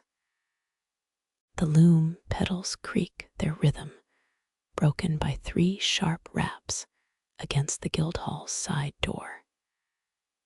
You freeze, thumb hovering over a half-tied weaver's knot. Every apprentice knows that sound. No night watchman knocks with such swagger. A pause, then 5 more taps, a staccato code that sends mistress on a scrambling toward the dye vats. Historians still argue whether Catalan Guildhalls freely welcomed smugglers or just pretended not to hear those secret knocks.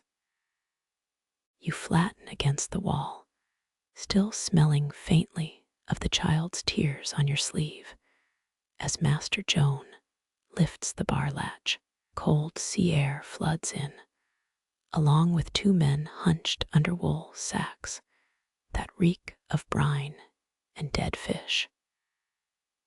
Their boots leave damp prints on the stone like accusations. Flemish wool, smuggled past Barcelona's port taxes, already feels greasy between your fingers as they dump the first bundle. 20 stone from Amsterdam. Growls the scarred one his nose, a crushed potato from some old knife fight. He spits on the floor near Master Joan's shoe, while his companion watches the shadows. Quirky thing, these smugglers often claimed their contraband road, currents all the way from Bruges, salted wool floating like phantom ships to avoid patrol galleys. The guildmaster's fingers dig into the wool, probing for stones sewn into the bale to cheat weight. Moonlight catches his scowl as he finds 3 lead weights, each stamped with a merchant's seal that vanished last winter. Mainstream fact, those seals were as sacred as communion wafers in honest trade. 13 Groscos, Joan announces, voice colder than North Sea spray. The smuggler snorts, pulling a leather pouch from his belt. Coins spill onto the sorting table, clipped Venetian silver worn thin as old fingernails. You count 19 with your eyes, knowing the guild would claim 30 by dawn's ledger. A cough rattles from the shadows, one smuggler clutching his ribs. Seaweed still clings to his cloak, each frond whispering of midnight tides, and customs officers, bribed with worse things than coin. Gossip claims the best forgers used chicken blood to mimic sealing wax, though none dare ask for recipes. Hide this with your saints. The smuggler shoves a bolt of folded silk into Joan's arms, damask gleaming like frozen cream. Genoese illegal here, patterns of intertwining serpents that'll fetch triple price across the Pyrenees. You watch him tuck it between moth-eaten prayer cushions, exactly where the bishop's agent checked last Tuesday. The scarred man leans close. You catch the stench of pickled herring on his breath. Tell the dyer his indigo's shit. He hisses, dumping a smaller sack of woad sacks on the stones. Tell him Tunisian blooms better, even if it stinks like a whore's chamber pot. Coins vanish into Joan's apron, the smugglers melting back into the salt-stained dark. Their boat waits somewhere on the rocky coast, oars muffled with sheepskin, sails dyed black with soot and shame. You sweep the seaweed scraps toward the hearth, each strand curling like dead men's hair in the embers. The Guildhall holds its breath until the last echo of boots fades downhill. Only then do the looms groan back to life, shuttles darting like guilty thoughts through wool still damp with secrets. A Venetian Grosco winks at your foot, discarded or dropped in haste. You kick it under the warping mill, imagining its clipped edges, snagging future thieves. Mistress Anna returns, fingers already stained fern green from feigning dye work. She nudges the smuggled silk with her toe, muttering something about fools and garnet nooses. Outside, the watchmen resume their rounds, never noticing the salt crusting the cellar door. You rub a wool strand between thumb and finger, gritty with ocean, silt, already picturing the strands becoming tax-free hose for some French duke's mistress. Down the bench, the child from earlier yawns, her small hands moving bobbins in patterns copied from smugglers. Her tiny dead chain jingles faintly, mockery to the Groscos in Joan's pocket. No one speaks of the sea salt settling into the wool, or the amber eyes watching from the rafters. The amber eyes blink, unhurried, as rodents gnaw through hemp bales below. You recognize that stare from smuggling ships' figureheads, patient and carving cold. A rat, the size of your shoe drags fiber toward the gap under the fulling trough. Mainstream fact, medieval guilds often kept cats on payroll. One Oxford monastery even recorded a feline's wage in dried fish. Not this place. The guildmaster whistles 3 sharp notes, tapping his cane against a loom's leg. The rafters creak. A shadow detaches itself, flowing down a support pillar like spilled ink. A lynx, lean as famine, lands soundlessly on piled sarplier cloth. Its tufted ears twitch toward the gnawing sounds, paws wide as a blacksmith's palms. Quirky tidbit whispered tales claim some Catalonian lynxes were trained to ignore human voices, responding only to guild whistle codes borrowed from alpine goat herds. Hemp strands rain from the rat's jaws. It freezes mid-chew nose, testing the air. Too late, the lynx pounces. A silent rust gold streak, claws already flexed for killing. Historians still argue whether these beasts were merely pest control or living symbols of a guild's prowess, like merchants wearing lynx fur collars to flaunt their reach. Razor-sharp talons hook into the rat's spine. An ugly crunch drowns its squeal. You flinch, the sound too much like your snapped warp thread yesterday. But the lynx only yawns, tongue pink as new wounds. It drags the corpse toward moonlight, fur bristling at the shadows, still teeming beneath the wool sacks. Then stillness. The guildmaster spits on the cobbles, watching his lynx lick blood from its claws. Better mouser than St. Gertrude's lot, he mutters, referencing the nearby convent's fat tabbies. A rusty purr rumbles from the lynx's throat, more vibration than sound, as it glides toward fresh prey. 15 heartbeats pass, then chaos. Rats flee their hemp feast, scrabbling over dye barrels and abandoned gloves. The lynx explodes into motion, too fast to track, just glimpses of fanged blackness cutting through torch smoke. Claws scrape tiles, a sound like knives sharpening inside your skull. More squeals, then sharp silences. By the 3rd corpse, the remaining rats retreat into the north walls, mouse holes, their whiskers trembling at the threshold. The lynx sits, wiping crimson from its muzzle eyes, reflecting moonlight like twin coins. A smug growl, then it pads away, leaving rat corpses arranged in a crude semicircle. As if marking territory. That beast eats better than we do, whispers the boy who wept over tangled bobbins yesterday. His debt chain jingles, metal links brighter than his tired eyes. No one laughs.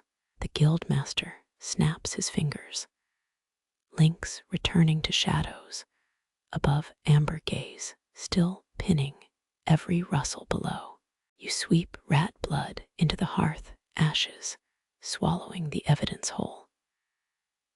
Dawn finds the corpses gone, only damp spots on stones, where the lynx licked them clean. Dawnlight glows through the oakum-stuffed window, casting mottled bars across your sore fingers. Master Joan drops raw silk into your lap cold and cobweb fine. Saint Eulalia's brocade, he rasps, must burn before Barcelona's feast day.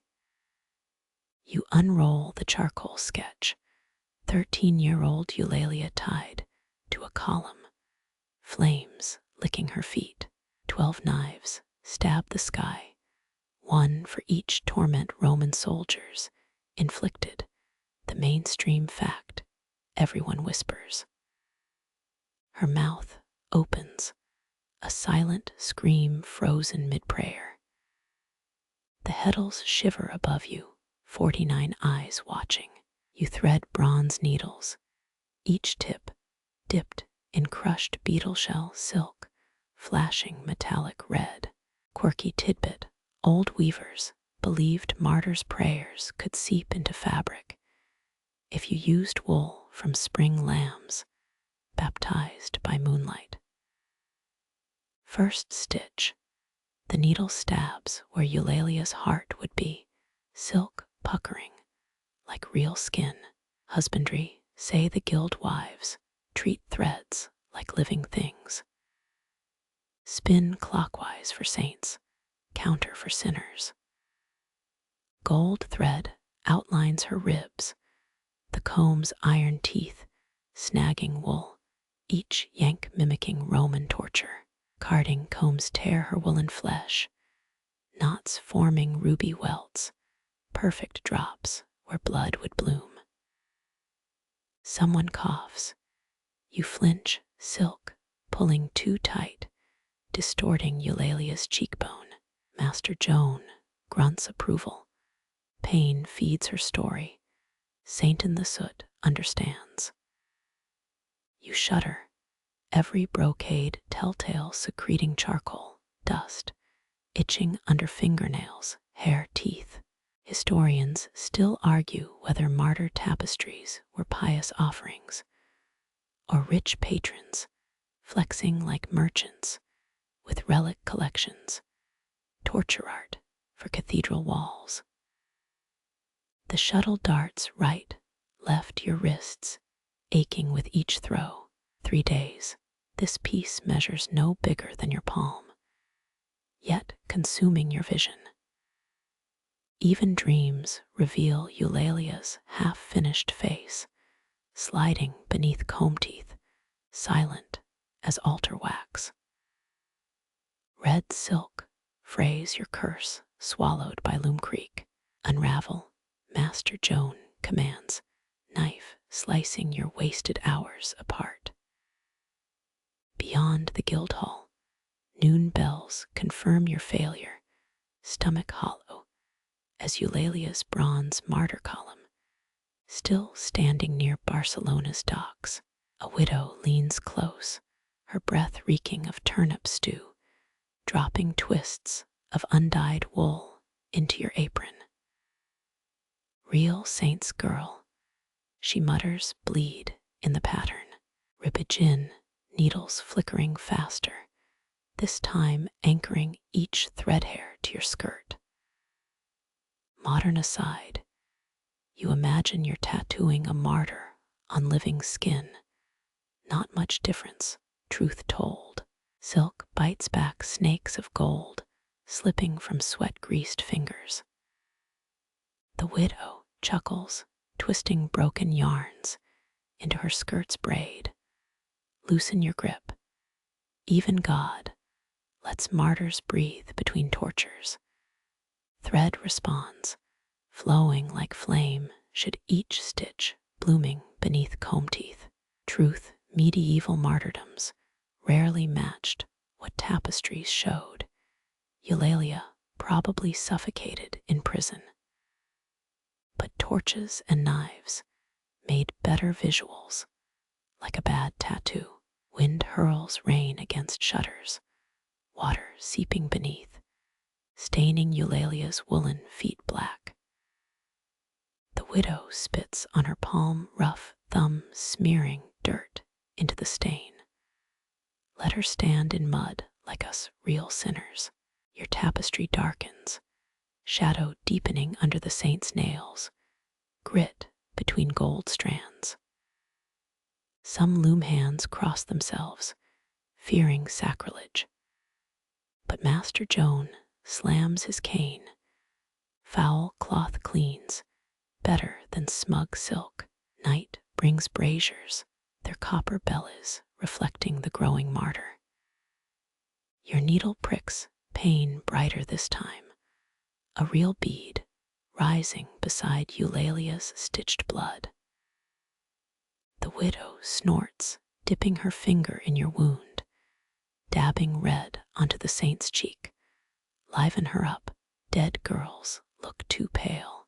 Hunger twists, hands shaking. You almost snap the warp again. Then memory, the lynx's amber eyes watching from rafters last week. You hum 3 sharp whistles from the guildmaster's code, ploy, to coax patience from yourself. Dawn leaks bruise blue through aching shutters. Your last stitch hooks through Eulalia's pupil, obsidian thread stolen from smuggled Genoese damask. The martyr stares, alive now, silent scream vibrating in silk. Master Joan's cane hovers, then thumps twice on stone. Barcelona mightn't burn it this time. The widow plucks 1 gold thread, tucking it behind her ear like a prize. Your tapestry curls, Eulalia's flaming skirts, hiding clipped angles, smuggler's silk, and spit mud. Only the lynx watches amber-eyed as you fold truth inside martyrdom. Loom weights rock above your head, clay discs hanging by hemp ropes, each one heavy as sins. Their shadows slash across warped floorboards, black lines you swear weren't their last night. Mainstream history moment. These stone weights were hauled from collapsed Roman forts, secreted into guildhalls for stability. One grazes your shoulder, reminding you to count throws. 14 left until dawn watch ends. Your fingers cramp around the batten, pressing weft threads tight as coffin nails. Indigo stains web your cuticles, dye that traders swore came from beyond Samarkand. Another lie. The vats below exhale sour steam, lifting sticky wool smell into rafters, where that lynx probably watches. Cold truth, medieval dyers used fermented urine to fix colors. But you breathe through your mouth, pretend it's just vinegar. Shadows stretch longer, creeping up plaster saints peeling from walls. Quirky gossip, old Anselm insists loom weights twitch before a weaver dies. Course, he also thinks eels sing at midnight. Dawn's first blade cuts through cracked shutters, striking lead dye vats, their indigo mouths swallowing light whole.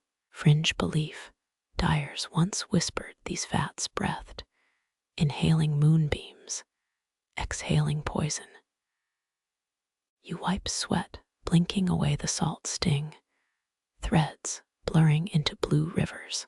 Master Joan's cane wraps 3 tiles away, his favorite intimidation trick, since winter froze his lungs.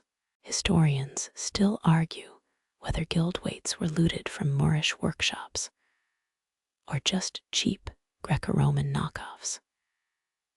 You lean back, wood creaks, your spine popping like green oak in fire. Dawn pries deeper now, Your section of brocade glows, slant-lit, flaws glaring like unpaid debts. Indigo liquid bubbles, its scum forming eye shapes that stare back. A laugh escapes, sudden hollow, earning Joan's glare from the stairwell. Sleep sewing apprentice, or weaving ghost farts. His joke, if you can call it that, dusty as last year's flax. You pluck a broken thread, roll its fuzz between thumb and knife, making a tiny storm cloud. The widow coughs beneath her blanket nest, spitting into a dye rag, already stiff as parchment. Her blistered toes peek out nails, blackened from grinding woad. Dye, so precious gilds taxed it, like French perfume. Silk slips, a half-finished swallow Dives crooked, breaking St. Eulalia's halo again. Thread tantrums, you shut your eyes, breathe in fermented stink. An unhealthy cocktail of pride and sheep piss. Dawn bleeds across your bench, warming chipped tile weights Joan calls training aids. Each bears carved initials, faded belonging to dead apprentices, or runaways. You try not to wonder which. Your own weight, tin still naked, no letters yet.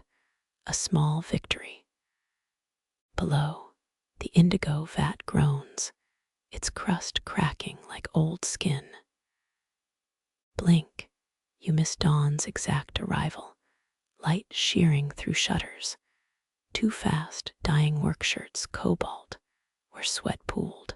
Joan limps closer, squinting at your wavering selvage, the edge curving like a drunkard's walk home. Baptismal cloth for gutter brats. This. He prods the fabric, snorting, dislodging a dust moth from his beard. The widow rasps, counting dropped stitches. A game she plays to stay awake or sane. 16 and 20, 30 missed. Ardamia wove tighter shrouds, God rest him. Loom waits slow, swinging weaker now, their gallows dance ending as sunlight thickens. You need your palms, knots unspooling like yarn under too much tension. Shadows shrink, retreating to corners, where spiders stitch their own masterpieces between beams. A jay screeches outside, probably stealing dyed skeins, hung to dry, little rebel in blue feathers. Joan hurls a tile weight, shattering a bottle of welled yellow, glass shards sparkling like false gold. The widow cackles, choking on phlegm, a sound like ripping burlap. Indigo vats still steam their poison breath, twisting toward vanished stars. Historians still bicker. Did our guild copy vat designs from Moorish dyers, or stumble on them during a wine-blind binge? Dawn proper arrives, bruised light becoming butter yellow, spilling across half-finished altar cloths, awaiting divine approval. Your bench creaks relief as you stand, joints cracking like seasoned firewood. Master Joan scribbles in his ledger, recording your indigo sins, each blot a fresh condemnation. The widow snores now, her mouth stained blue, tongue peeking like a drowned slug. Fleeing toward breadline bells, you pause at the threshold, looking back. Dawn stripes the Guildhall floor, clean cuts, dividing dark from light. Each vat breathing slower now. Loom weights sway, abandon their ropes, wearing grooves in oak beams, patient as headstones. The threshold still warms your souls, flagstones baked by dawn's newborn glare. Behind you, Guildhall Shadows cling like beggars to crumbs of night, but something pulls your gaze left, where daylight dares not linger. The dyer's alcove. He bends over lead vats, massive as burial coffins, their bellies full of midnight blue. His fingers skim the surface, testing temperature, blackened nails splitting the scum. Mainstream knowledge, these cauldrons once brewed Roman emperors' cloaks, the recipe unchanged, poisonous lead, and all. You gag, wondering if Cleopatra's famous purple smelt this rancid. Cat got your wits, apprentice, or just eyeing my indigo?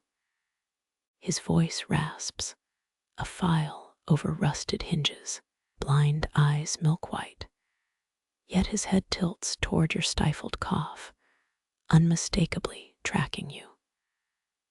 Quirky claim, village wives swear he tastes color, licking threads to name their hue. He lifts dripping hands, fingers stained bruised black up to knuckles, a permanent tattoo of his craft.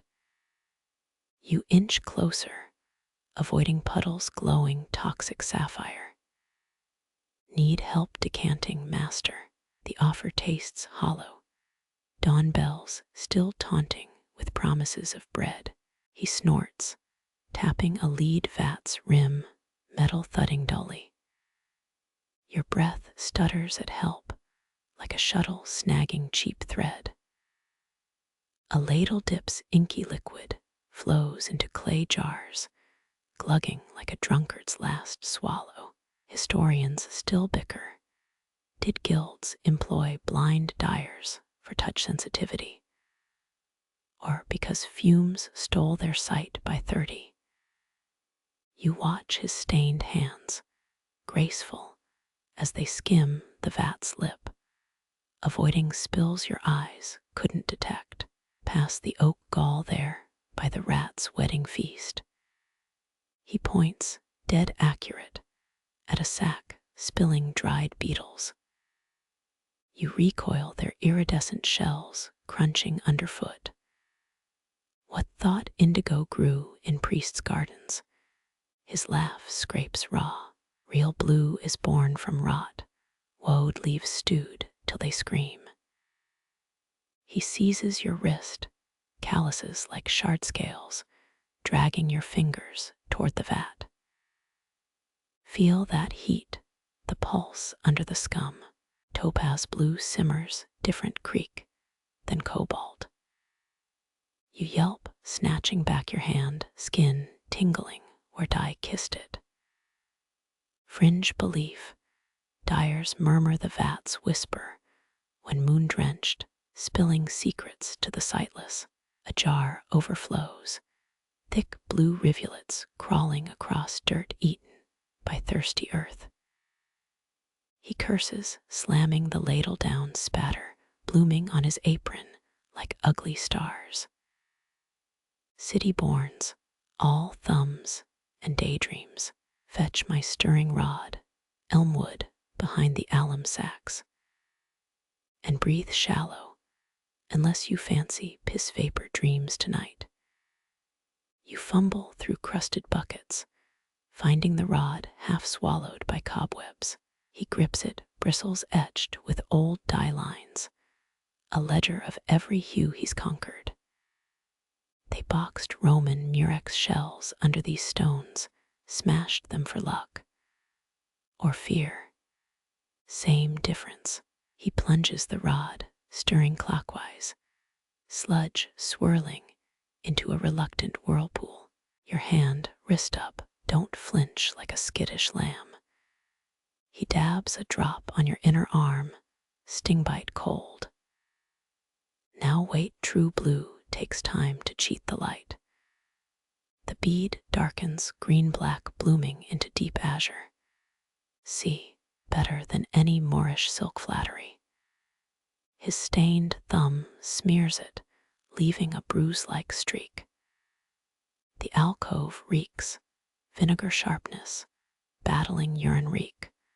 with indigo's earthy decay beneath. You mouth breathe, counting loom weights in your head, anything to escape the stench.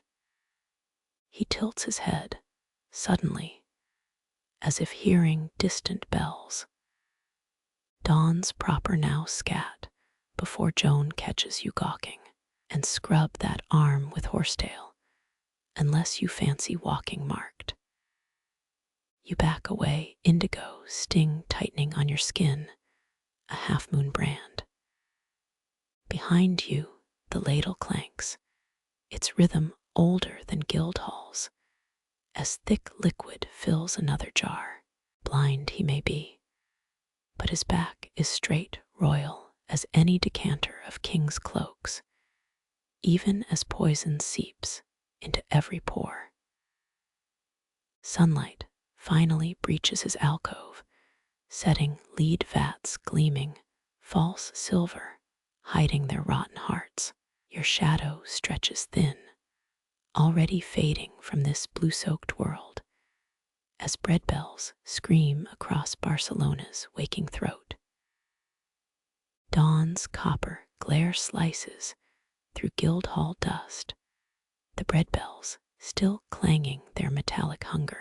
But your feet turn not toward the kitchen, instead dragging you past dyers' overturned buckets toward the western cloisters.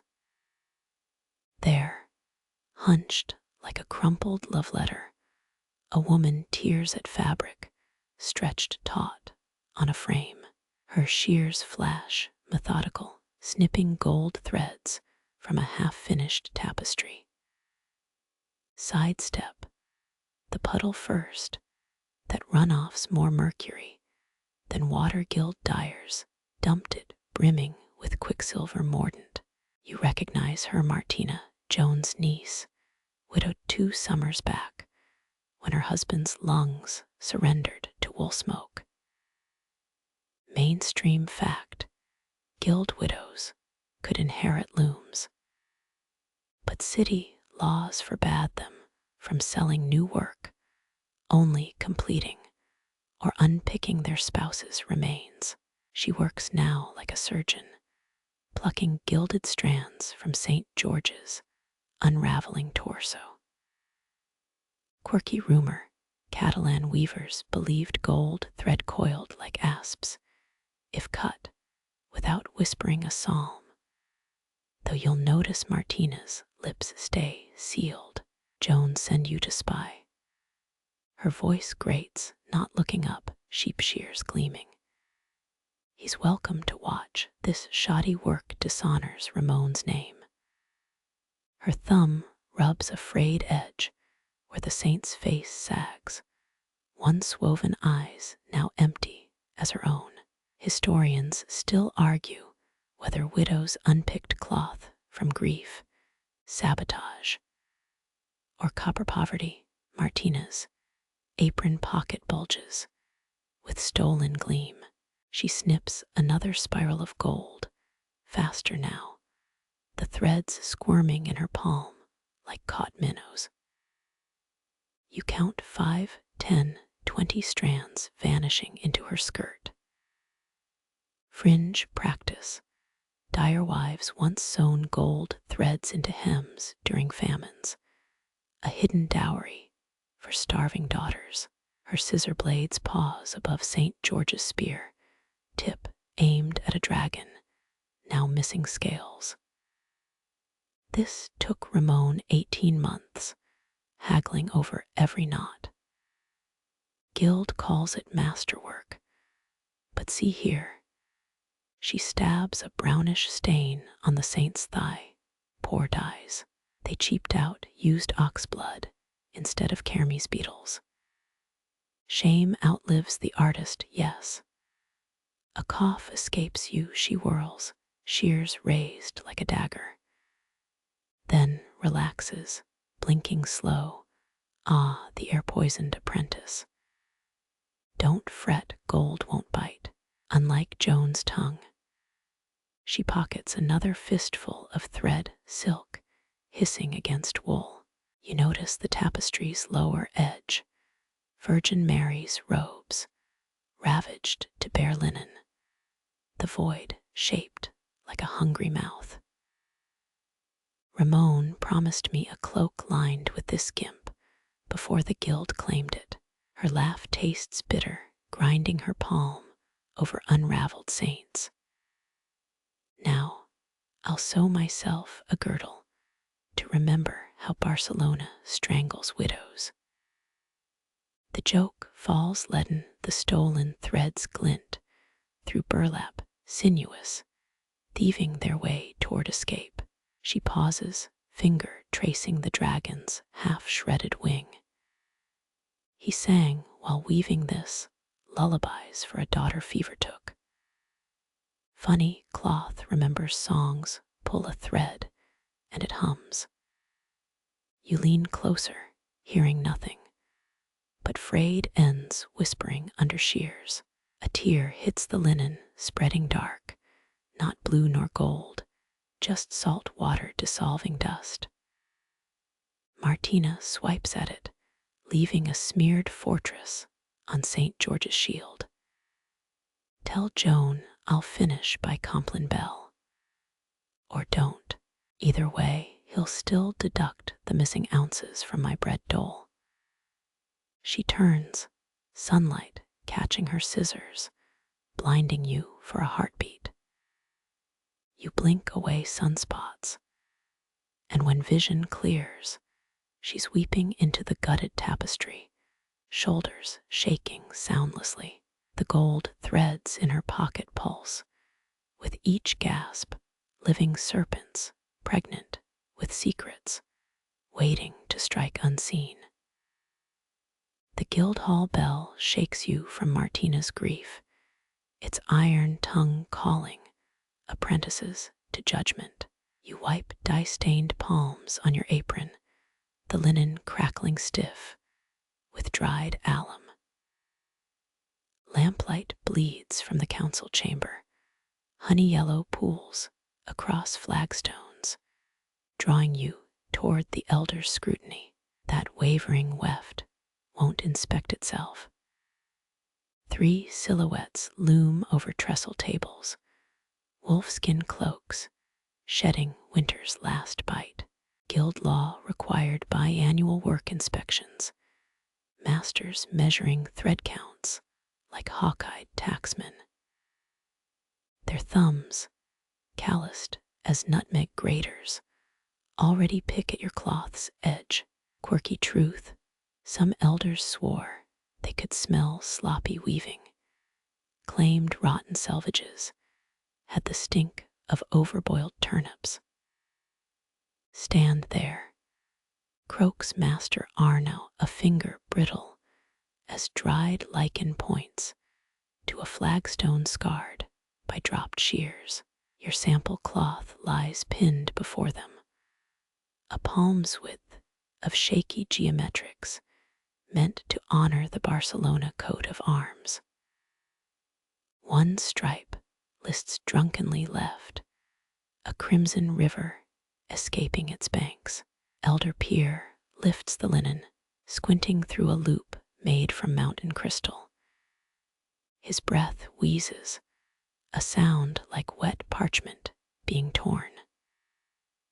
This selvage resembles a drunkard's walk home. The joke hangs, met with silence from his stone-faced colleagues. Behind them, apprentice Antoni mouths mercy before vanishing into shadow. Lamp oil sputters, casting claws of light across Pier's cheek. Historians still argue whether guild inspections upheld craftsmanship or just fattened coffers through failed apprentice fines. His nail traces your wobbly hem, 13 threads per inch, barely fit for sailcloth. Joan trains housecats to weave better. You bite back the retort that Master Joan's training involved more cane strikes than instruction. Arno leans in nose, almost touching the fabric, his spectacles magnifying milky eyes into ghastly orbs. And here, see this. The weft wanders like a daydreaming shepherd. He taps a spot where gold thread kinks. Martina's salvaged strands, refusing to lie docile.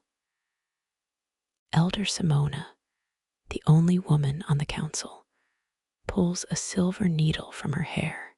She stabs it through your cloth's corner, lifting the shivering rectangle like a hanged man. Tension. This lacks all discipline, a child's first bands. Barcelona's merchants buy luxury, not this moth feast. Her voice stays icy calm, the practiced chill of a widow who inherited her husband's seat through legal loopholes. Mainstream fact: women comprised under 3% of textile guild leadership. Simona's fur-lined coat-hardy broadcasts her exception. She snaps her fingers. A servant scuttles forward with ledgers thicker than paving stones. Debt record shows you owe 17 loom rentals, 38 sous for hemp, 12 for borrowed shuttles. 18, you blurt, then freeze. Simona's eyebrow arches, a silent dare to continue. 18 loom rentals, honored elder. Mistress Anna witnessed the last one. Your voice cracks, the words dissolving in lamp smoke. Arno slams a fist. Dye jars rattle on nearby shelves. Counting coppers won't mend this butcher's cloth. Spittle glints on his beard, a stringy mess of gray and henna. Quaint tradition, elders believed yarn sassed back. If spun during a waning moon, they'd burn any skein caught talking. Simona flips a ledger page, bone-dry parchment, crackling like autumn leaves. The needle still dangles from your sample, swinging like a pendulum over your future. Your deficit grows, while this, she flicks the cloth, with disdain, grows worse. 3 options: indenture, extended by 2 years, fines paid via extra night shifts. Or her pause stretches, savoring the dread coiling in your gut.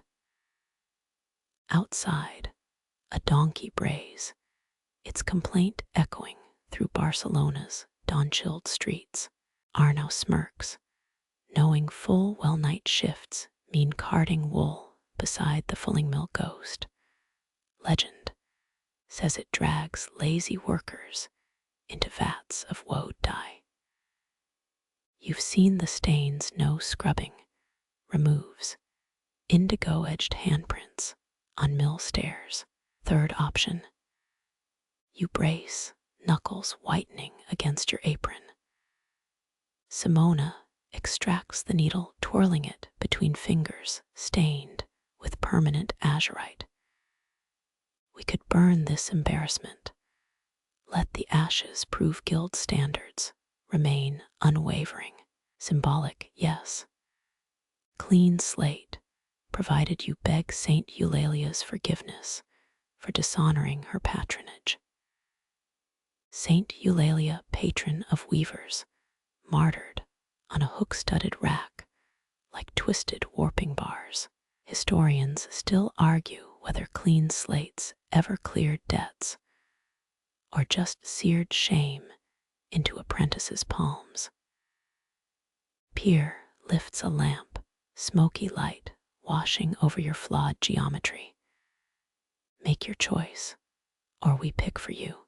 His shadow looms gigantic on the wall, a hunched monster with claws outstretched. Your tongue sticks to the roof of your mouth, cotton dry. 2 extra years meant Joan's cane would likely break your spirit. Night shifts risked the ghost. But burning the cloth meant starting over naked before the guild's judgment. Just then, a moth drifts into the lamplight, powdery wings brushing Simona's ledger. It lands on your crooked gold thread, and Tenny tasting the poor choices woven there. Arnau swats, the insect disintegrates into dust motes dancing through sunbeams. Simona sighs, the first human sound you've ever heard from her. Flawed, but salvageable. She tosses the cloth onto the table, a limp thing suddenly freed from the needle's threat. Night shifts. To burn this would waste good silk.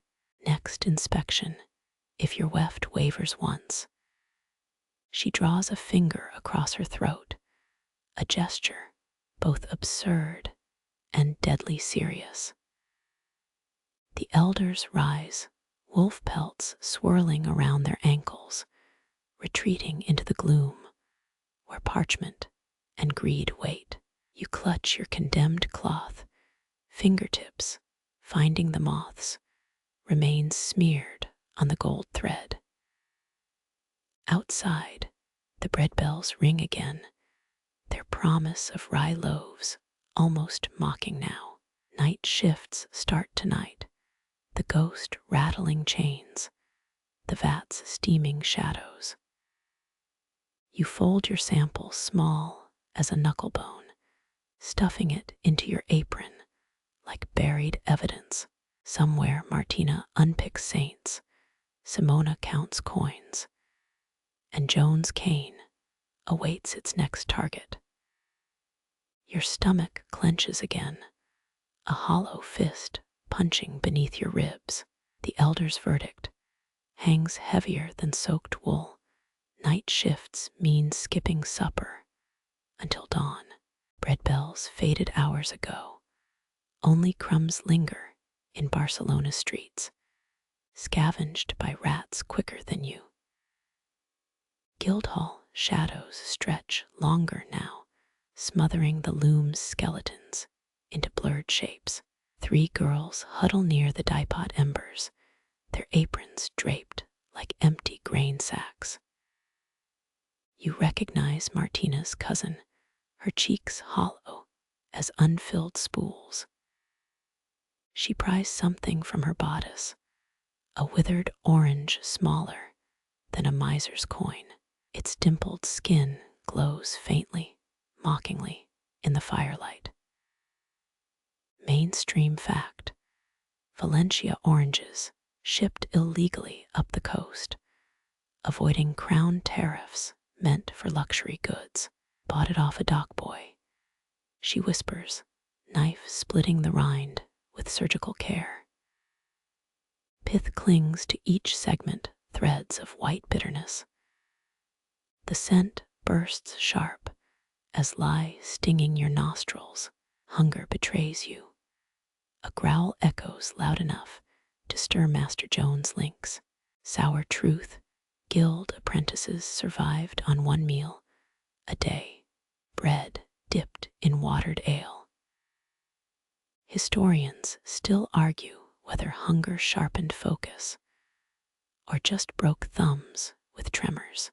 Here the girl hands you a segment, pulp translucent as stained glass. It glistens, a tiny stolen sunset held in your palm. You suck it whole rind, and all citrus sting making your eyes water. Acid floods your mouth, a welcome assault compared to the alum tang coating your tongue all day. Martina's cousin licks her fingers, savoring the sting. Cost me 6 hairpins. The dock boy swore Moors smuggled it past the Queen's customs. Quirky tidbit: some believed oranges rolled uphill at night. Farmers laid nets to catch escaping fruit. A second girl, gap-toothed and freckled, crushes seeds between her teeth. My grandam swore orange pith cures loom cough. She offers you a mangled seed, black as a spider's heart. You pocket it, superstition being cheaper than guild-licensed doctors. The fruit disappears fast, pith left curled on stones like sea worms. No one speaks of the hunger still twisting inside, politeness draped over desperation like moth-eaten velvet. Your fingertip traces a drop of juice on the flagstone sticky defiance. Outside, drunk weavers bellow a wedding song off-key, their footsteps staggering toward the harbor. Someone laughs, then retches. The lynx purrs from the rafters, licking paws still crusted with rat blood. Quiet settles, thick as raw wool. You press your blistered thumb against the cold stone floor, numbing the ache. Martina's cousin hums, a lullaby about sailors trading oranges for kisses. Her voice cracks, threads of melody unraveling. The braziers dim, vats exhale last licks of steam. Somewhere, a shuttle clatters to the floor, abandoned, like tomorrow's trouble. You lean back, palming the orange seed in your pocket. Its hard edges, a tiny rebellion. Dawn will come indigo, bleeding into gray as always. Night shifts will blur the ghosts, chains clanking, your stomach roaring louder than Joan's cane. But this stolen orange, this sharp sweetness, sticks to your teeth like a secret. You close your eyes, the aftertaste clinging, as footsteps echo toward Manresa. Your eyelids flutter, the loom's rhythmic thump thump thump, softening into distant hoofbeats. Blisters fade from your palms, calluses dissolving like salt in broth. Threads under your feet unravel into roads, cobblestones widening toward fields striped gold with barley. No divat stench here, just time crushed under phantom wagon wheels. Guildhall walls dissolve like sugar in rain. You're galloping now, a smuggler's mare beneath you. Wind whips stolen silk against your knees, the purple damask, meant for some bishop's mistress.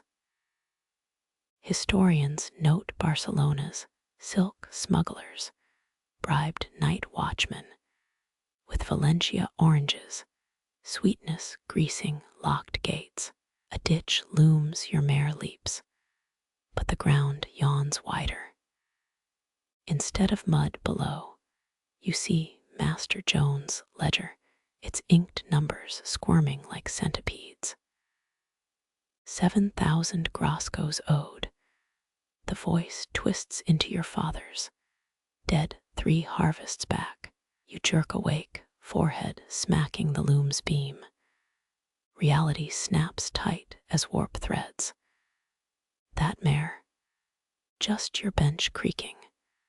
The damask, your ragged apron tangled in the treadles. Someone giggles, gap-toothed Jonah mimicking your nightmare twitches, dreaming of courting kings again. She flicks a flax husk at your cheek, courting their creditors. You rub your temple, the ghost mare's energy still buzzing in your calves. Around you, loom shuttles dart, their wooden sides worn smooth by generations of hands.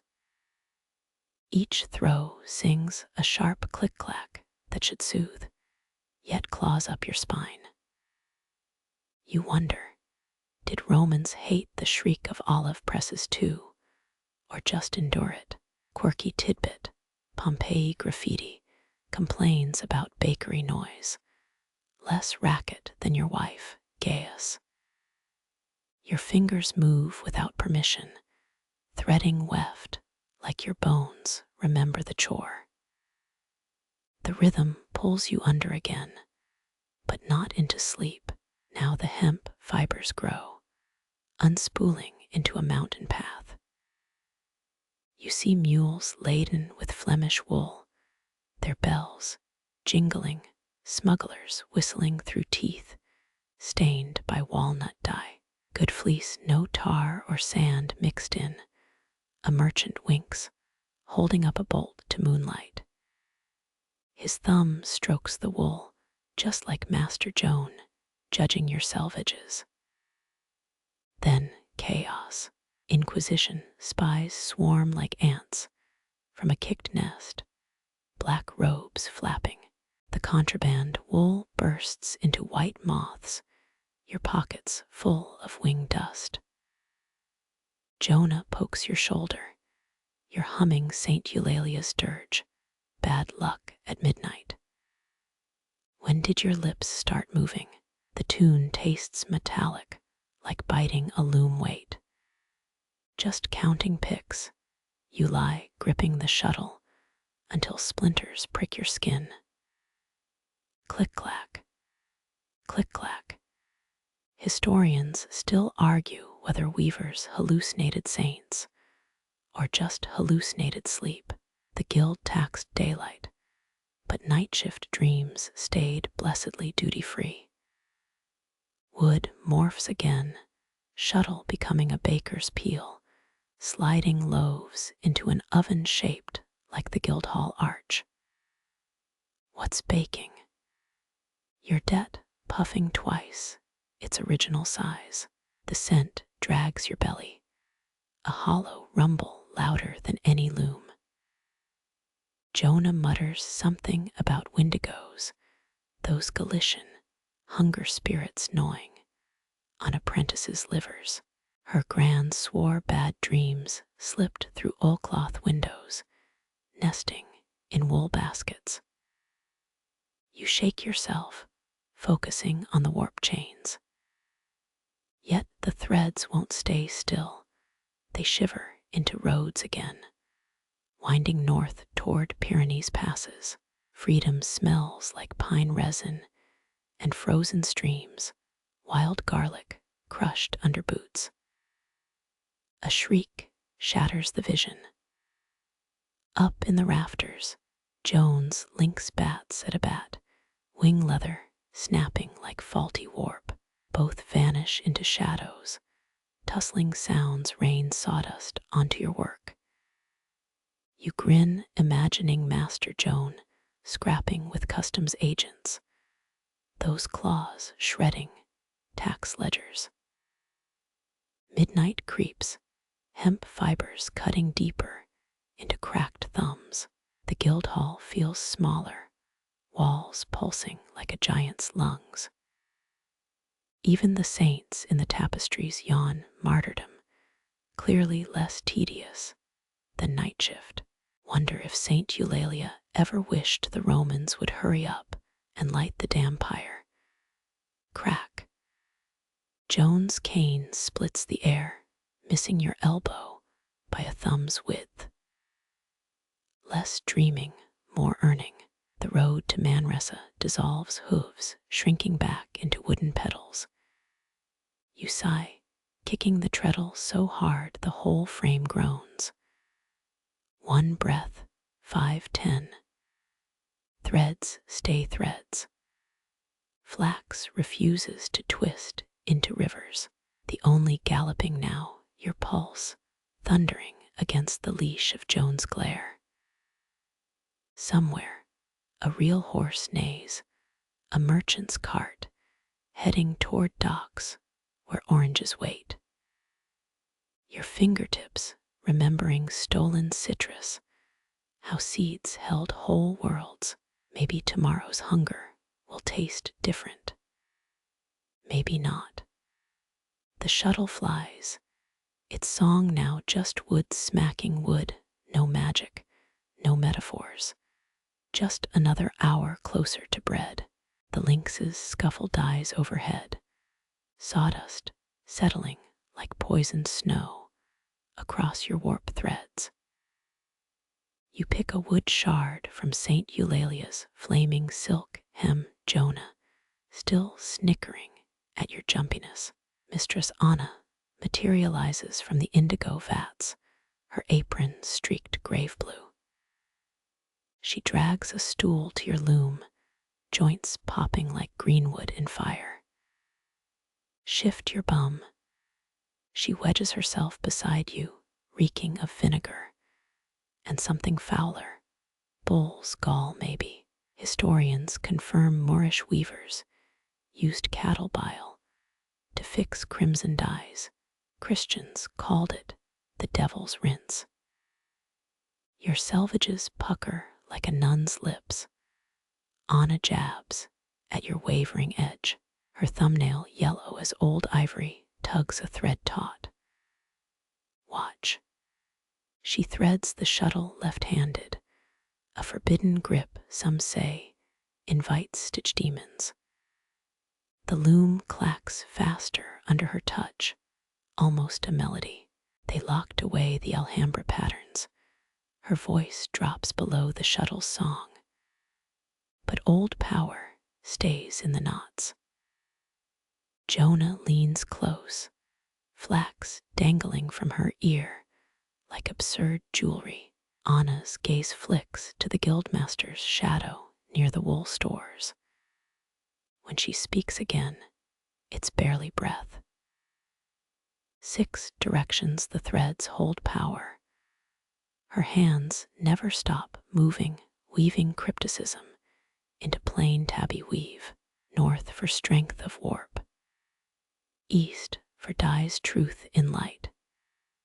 South for the weft's hidden heart. A cold gust sneaks through the oilcloth, snuffing 2 torches. Someone gasps. Quirky fact, Catalan spinners once swore ghosts hid in unwashed fleece. Only rosemary smoke could drive them out. You count 6 rosemary bundles above the carding station, all dusty. Anna's knuckle brushes your wrist, icy despite the dye vat steam. West for binding what shouldn't meet. Her eyes gleam wet in the gloom. Down for anchoring to the living world. The shuttle hesitates, and up. You regret asking instantly. Anna's smile shows 3 missing teeth. Up is for tugging loose what death already took. Jonah makes the goat horns sign, fingers tucked low. Your blistered thumb aches, suddenly recalling Gran's funeral shroud. How the church charged extra to stitch her name, facing Jerusalem. Historians still argue whether weave witches truly mended torn souls, or just mended torn purses from gullible mourners. Anna spits into the warp, the threads sizzle where saliva hits. Not a drop touches the linen. Seamstresses whispered charms into wedding veils. But she pats the loom like a favorite mule. We weave the real shadows. The guildmaster's cane thumps closer now. Anna snaps upright, voice pitching loud. And that's why proper tension prevents puckering. She winks, melting back toward the vats, her trailing hand scattering something that smells of rust and lavender. You stare at your loom. The threads seam. Leaner somehow, edges sharper against lamplight. When the shuttle flies now, it hums a half-tone higher. Jonah's gone pale, fumbling her bobbins into knots. Did she? Jonah licks her lips, mean you could weave someone back. Like, whole. You think of your father's fishing nets, rotted to nothing off the Costa Brava. No body to bury, just debts woven tighter than any shroud. The loom pedal creaks under your foot, a sound like a ship's mast cracking. Daft tales, you force a scoff. Next, she'll swear scissors can cut bad luck. But your fingers shape Saint Eulalia's hidden sign against your thigh, the one even Romans feared. Outside, the watchman's chant twists into new warnings. Beware the moon-drunk weaver. Their lantern light bleeds under the door, a thin crimson river. High above the lynx drops a half-dead bat onto Master Joan's ledger. He bellows, chasing the beast, cane raised like Excalibur. Jonah seizes the chaos to whisper. They say Anna wove her stillborn babe into a sailcloth. Ships wrapped in it never found her. You search the shadowed rafters, finding Anna by the smoke-blackened Annunciation tapestry. She's unraveling a corner with a brass pin, gray hair wild as uncombed wool. Her lips move, counting, praying, cursing. The guildmaster's roar shakes dust from the beams. Get back to work, unless you want your pay spun into cobwebs. Your shuttle obeys, flying straight and mute as a trained hawk. Yet with each throw, you imagine threading different paths, not dancing deer, but angles. Maybe 6 points, something Anna's rust and lavender. Dust still tints in the corner of your eye. Jonah keeps flinching at every snap of tension cords. When her bobbin tangles, she whimpers like a dog kicked for no fault. The watchmen pass the window again, their song mangled by wind. Fulling-Mill ghost drinks, boatmen's tears, dawn feels decades away. Somewhere north, smugglers cross the Pyrenees, untaxed wool strapped to silent mules. Somewhere east, Moorish dye masters crush cochineal beetles, their hands bloody to the wrists. You press a knuckle to your threading hook, the bright pain a welcome anchor. The loom clacks, clacks, clacks, no road to freedom now. Just linen warp, hemp weft, and a whisper that won't leave your skull. Up is for tugging loose what death already took. Master Joan stalks past, lynx fur clinging to his hose. A tuft of amber hair glints on his shoulder like pirate gold. Jonah surprises you, humming a Berber lullaby she shouldn't know. When Joan glares, she switches to a hymn about virgins spinning heaven's curtains. Her hands tremble less now, threads smoothing into submission. You exhale slow, air fogging before the next shuttle throw. Maybe Anna's just half mad from dye fumes. Maybe moldy rye bread makes everyone see spells in plain weave. Your thumbnail picks at a splinter, red blooming under the quick, when the torchlight catches your latest stitches wrong. For one breath, the threads don't show vines, but 6 arrows, all pointing toward a gap where the weft skips. You blink, and it's just barley sheaves again, boring as Joan's lecture on taxes. Another bat swoops, plunging the nearest brazier into darkness. Your laugh surprises you, nervous sawdust spilling from your throat. What? Jonah hisses. Nothing.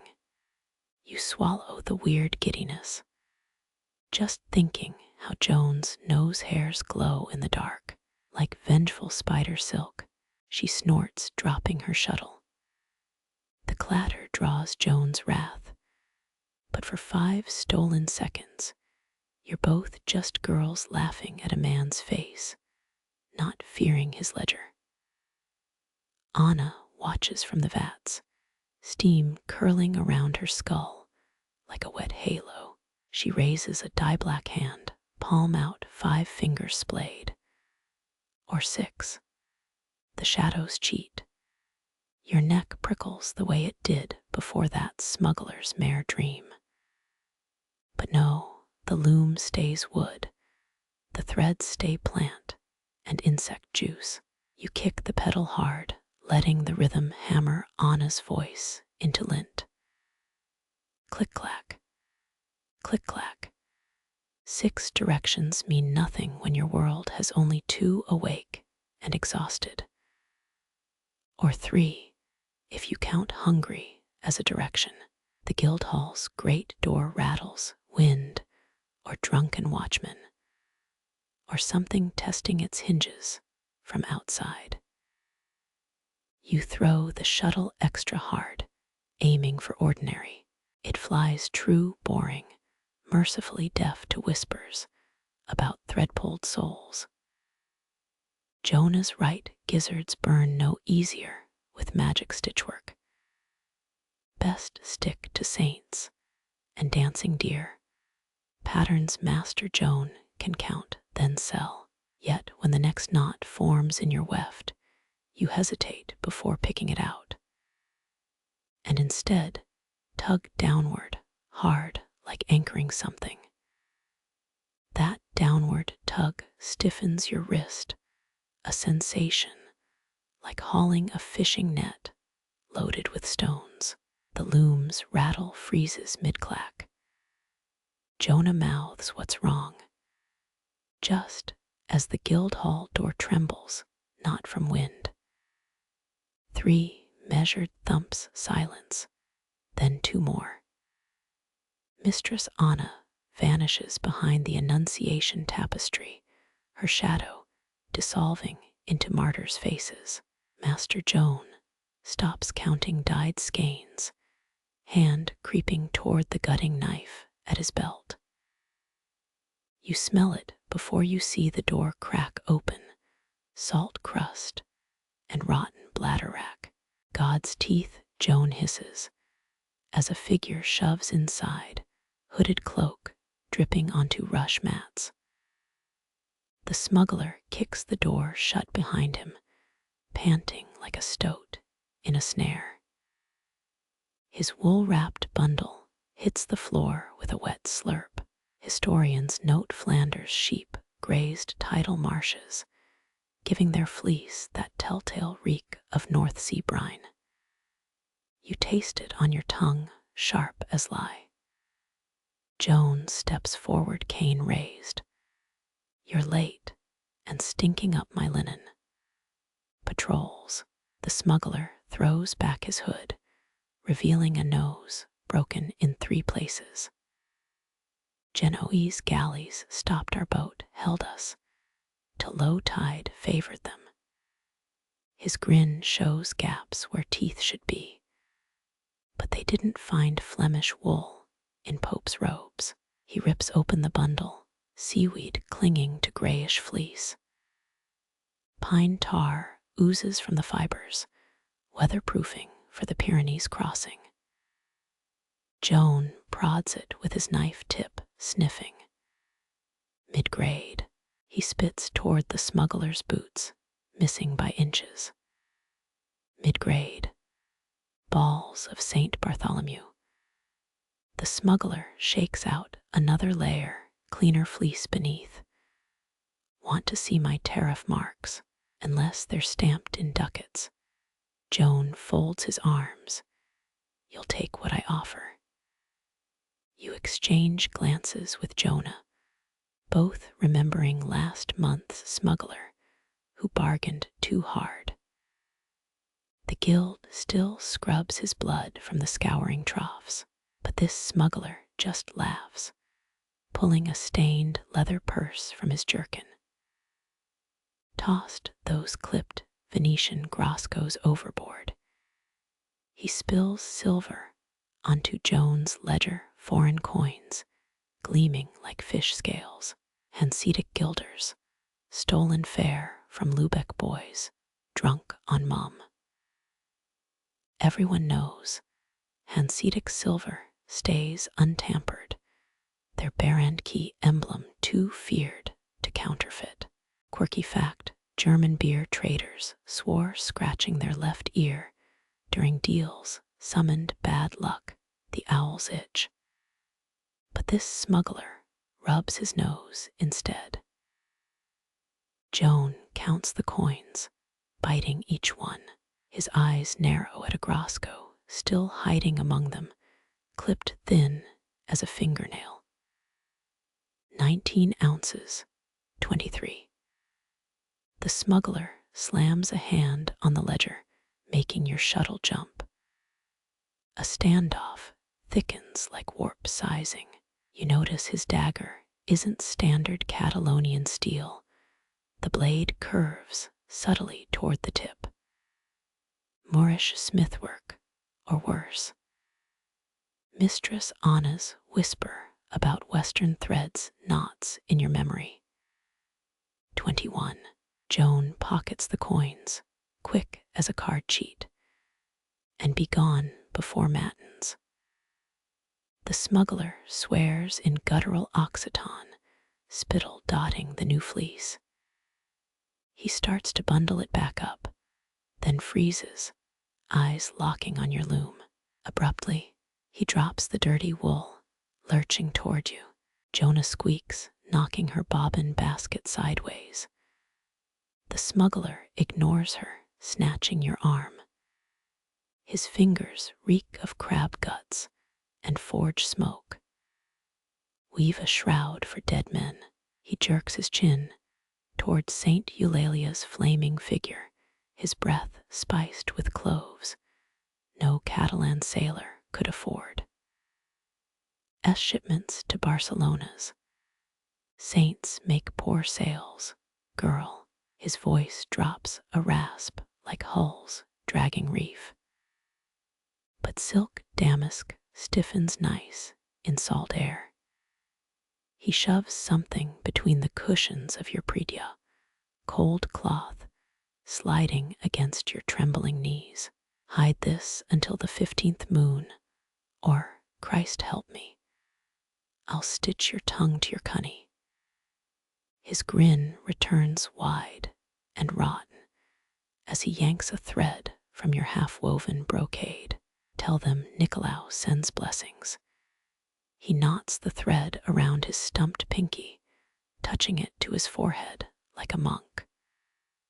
Joan barrels over cane raised. Still here, filth. The smuggler grabs his foul bundle, flipping Joan a copper leu. For the lynx's supper, he laughs, vanishing into the stairwell. Silence slams down, broken only by Jonah's whimper. Master Joan stomps back to his ledger, grumbling about vermin and clipped coins. Slowly, you slide your hand between the cushions. The fabric feels supple as skinned peaches, heavy with embroidery, silk damask, Genoese undoubtedly, forbidden as Moorish incantations under guild bylaws. Historians still argue whether Lyon weavers really poisoned imported Italian damask, or just spread rumors to scare buyers. Mistress Anna reappears, pressing a mug of sour beer into your hands. Her thumb brushes the cushion's edge, lingering on a silk thread poking through burlap. Venetian. She murmurs, too soft for Joan's ears. You shake your head once. Her nostrils flare, sniffing the air like the lynx scenting bats. Genoa. She flicks the hidden fabric with her pinky, making its gold threads glint. Poor fools. They use mordant made from lead and boiled nightshade. Jonah crawls over her face bloodless. Will you tell Joan? Anna snorts, turning back to her dye pots. Tell him I piss in his almond milk every Tuesday. The smuggler's dagger curve haunts your vision. You sip the beer, choking on its sourness. Both cities weave damask, but only one smuggles it through church robes. Joan starts shouting about idle hands, his cane, cracking down on idle looms. The hemp sack of Flemish wool lies weeping salt water onto the floor, its stink overpowering even the indigo vats. You throw the shuttle, slipping a hand under your thigh to feel the damask's forbidden weight. Its pattern bites your fingertips through the cloth, dragons and pomegranates twined together. Silk, you realize, holds secrets better than flax. Jonah kicks your ankle, pointing at Joan. He's sniffing near your loom, ledger clutched like a reliquary. Thieves. He whirls, stabbing his knife toward the door. He palmed 2 skeins, I know it. His accusation rolls over the apprentices, none daring to speak. The smuggler's silver sits heavy in his purse, but greed gnaws deeper. Half-ounce deduction, all of you. He scribbles in his ledger, iron gall ink spreading like bruises. Anna mutters a Galician curse, her hands kneading pine tar from the Flemish wool. You feel the damask warming under your leg, nightshade mordant, and smuggler's sweat penetrating the cloth. Hauling nets, Father used to say, always left salt in your palms for days. Now you know guilt does too. The Guildhall's oilcloth window ripples, moonlight carving the smuggler's path downhill through cork oaks. His dagger's curve seems etched in every shadow. Somewhere forbidden silk awaits a 15th moon, its threads whispering promises in languages you can't parse. Joan starts tallying loom speeds, his voice the drone of a fat, angry fly.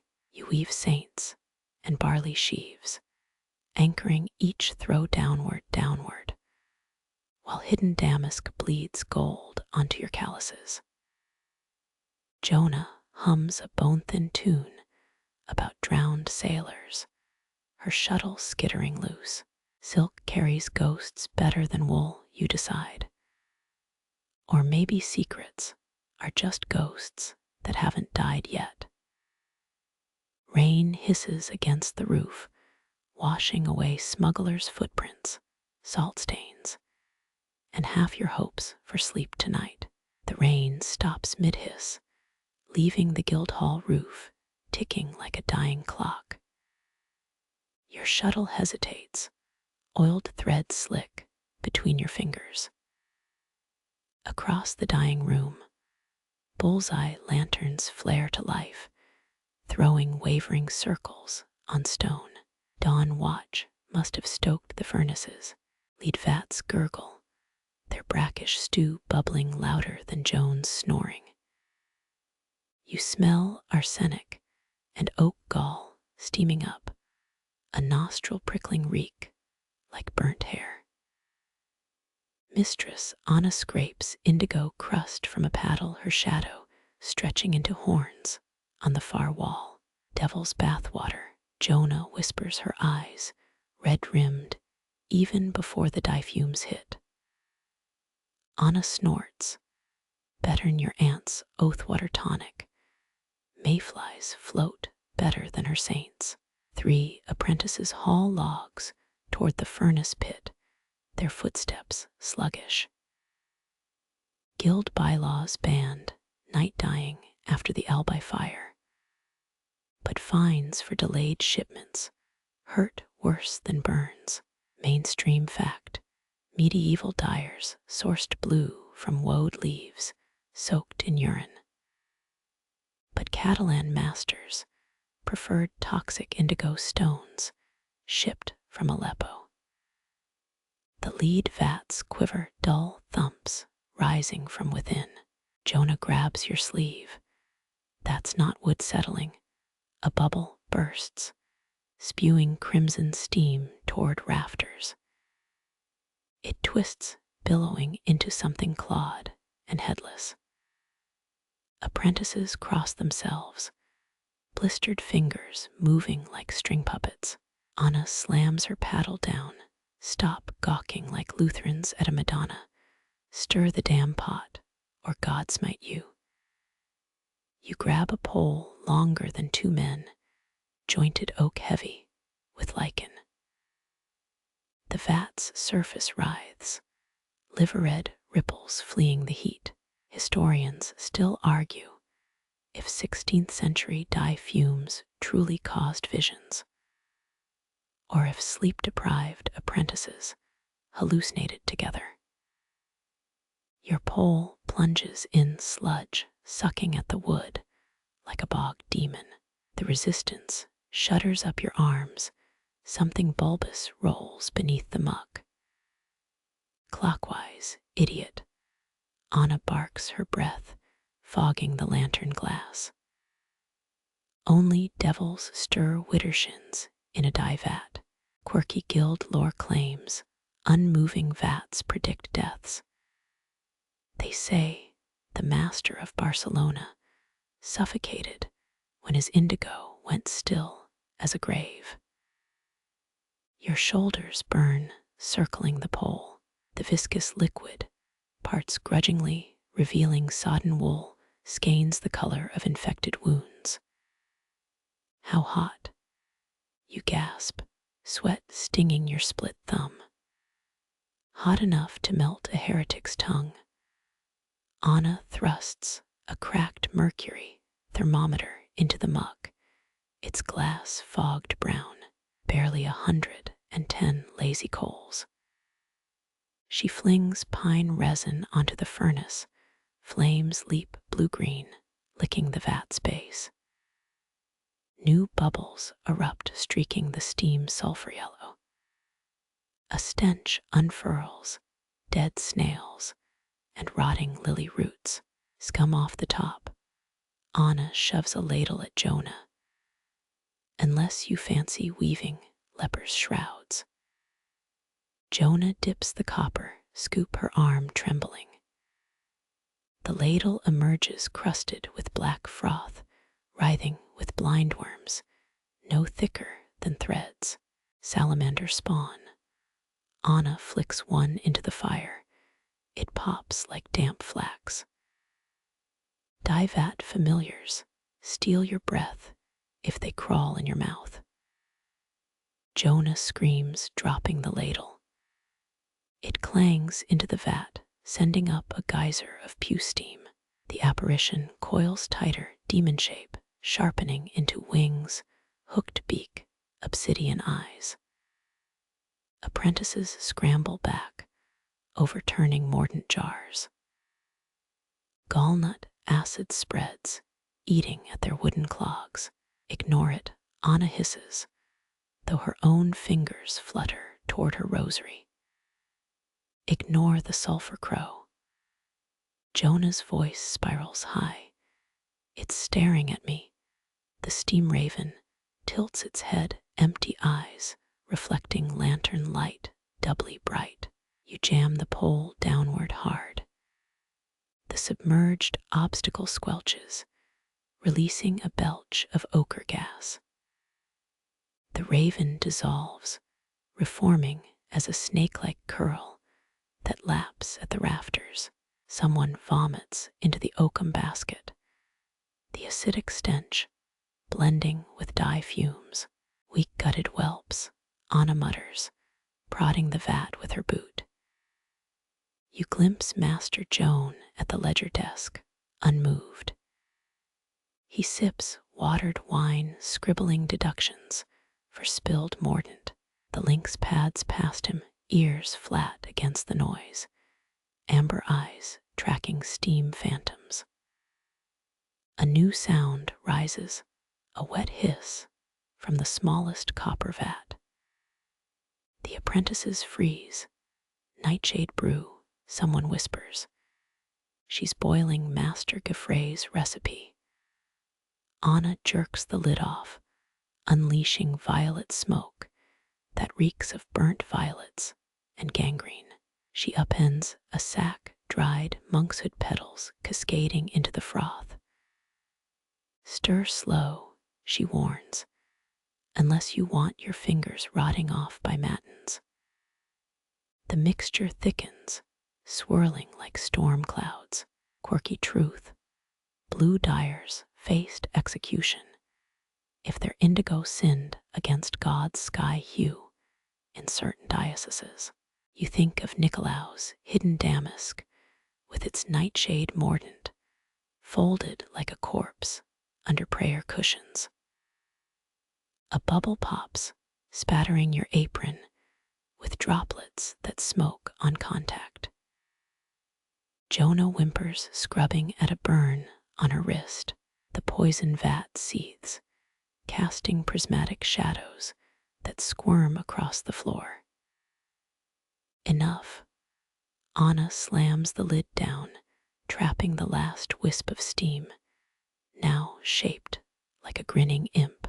Apprentices sag against the scouring troughs, their faces slick with sweat and terror. Jonah peels off her apron, the fabric rotting where poison splashed. Still alive, Anna smirks, kicking the furnace door shut. More's the pity.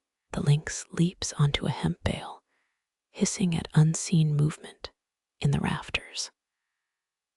Bullseye lanterns gutter their light, bleeding across the crimson-smeared floor. You touch your chest, half expecting burns, but find only sweat-damp linen. The lead vat gurgles again, a sound like laughter muffled in wet wool. Joan rises at last, cane tapping toward the poison vat. He sniffs, snorts, spits into the coals. Too weak, he declares, the steam drying his phlegm to powder midair. Couldn't kill a lame priest. Anna bristles, shoulders hunching like a scolded hawk. You watch them argue, their shadows merging on the far wall, a two-headed beast swaying in lantern glow. The furnace crackles, mimicking their rising tones. Jonah tugs your sleeve, nodding toward the tallow candles by the looms. Their flames bend east, though no draft stirs the oilcloth window. Ghost wind, she breathes, already retreating to her bench. You glance back at the dye vats, their surfaces calm now, reflecting bullseye light like diseased egg yolks. But deep in the indigo sludge, something pale drifts, a skein unraveling into the likeness of skeletal fingers. The furnace belches, spewing embers that die before touching straw. Joan and Anna still bicker over poison's strength, their voices the buzz of gnats in a skull. Jonah throws her shuttle, eyes fixed on her loom, pretending saints protect her. You count heartbeats until the next bubble rises, each second stretched by the clinging stench. 67, 83, 94. The lead vat erupts in silence, steam billowing up in a perfect mushroom cloud. It hangs swelling until the lynx shrieks, flattening its ears. Apprentices bolt, overturning stools. Jonah's warps snap, threads whipping like angry serpents. Only Anna stands firm, her ladle raised against the vaporous shape, now tall as three men, faceless, ragged at the edges like torn sailcloth. It collapses inward, raining condensation in bloody droplets. They patter onto the floor, onto your hands, leaving marks like old pox scars. Joan stops shouting, scudding towards the staircase. His ledger lies forgotten, wine cup overturned its dregs, staining accounts payable. The lynx licks poison off its paw, unconcerned. Anna lowers her ladle, knuckles white around the handle. She meets your gaze and winks. Tell the girls it's protective. She nods at the scattered droplets. Dye house baptism. Rub it in guards against French pox. You stare at the wine-dark stains dotting your arms, wondering whose protection costs more, dragon patterns hidden in cushions or curses boiled in lead. Mistress Anna scrapes the poison vat's crust, her humming off-key, a lullaby about wolves who weave with moonlight. The bullseye lanterns dim, their oil spent. Only furnace glow paints the Guildhall now, casting warped shadows of looms like broken jaws. You sit, shuttle heavy, blistered fingers finding taut threads. Somewhere down in the docks, Nicolaus' dagger waits for Moon 15. But here, dye venom seeps into wool, vinegar shocks back true color, and steam phantoms coil where no one's watching. Joan returns smelling of strong spirits and cowardice, cane raised to punish fleeing workers.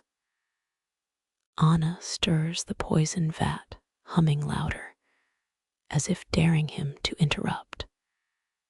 The lynx watches you, tail flicking, its pupils wide and black as dye vat mirrors.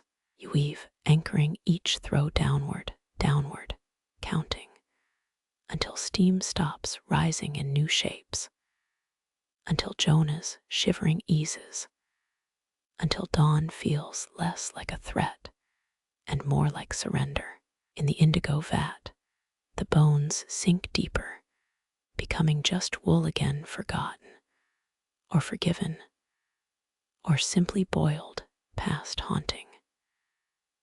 A splintered beam of sunlight stabs through oilcloth, hitting your tally string.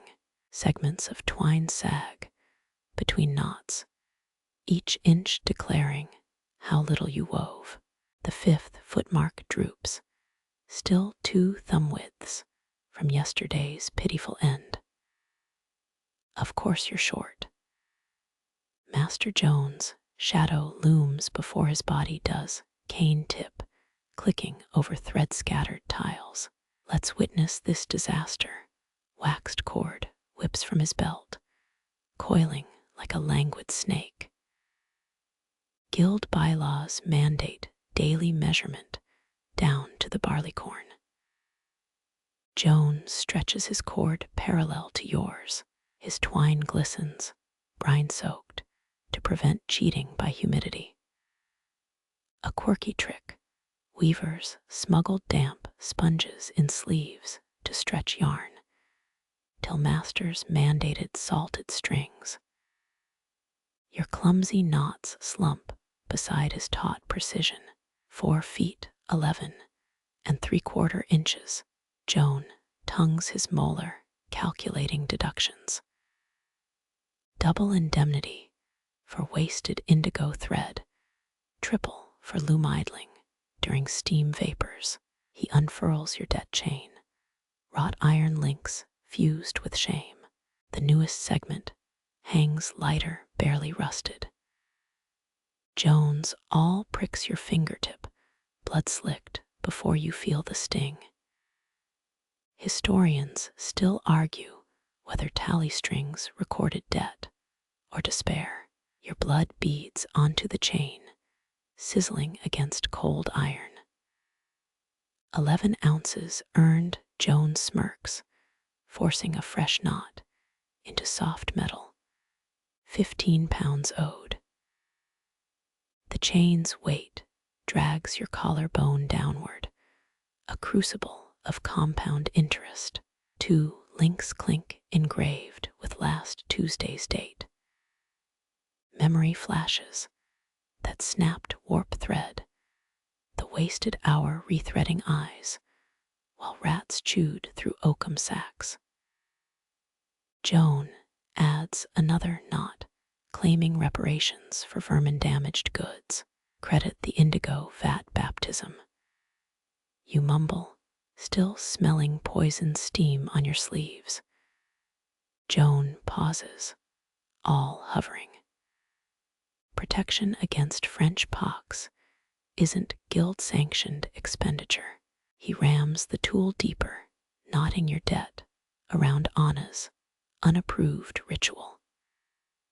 Your tally string snaps under sudden tension, barley corns scattering like mouse teeth.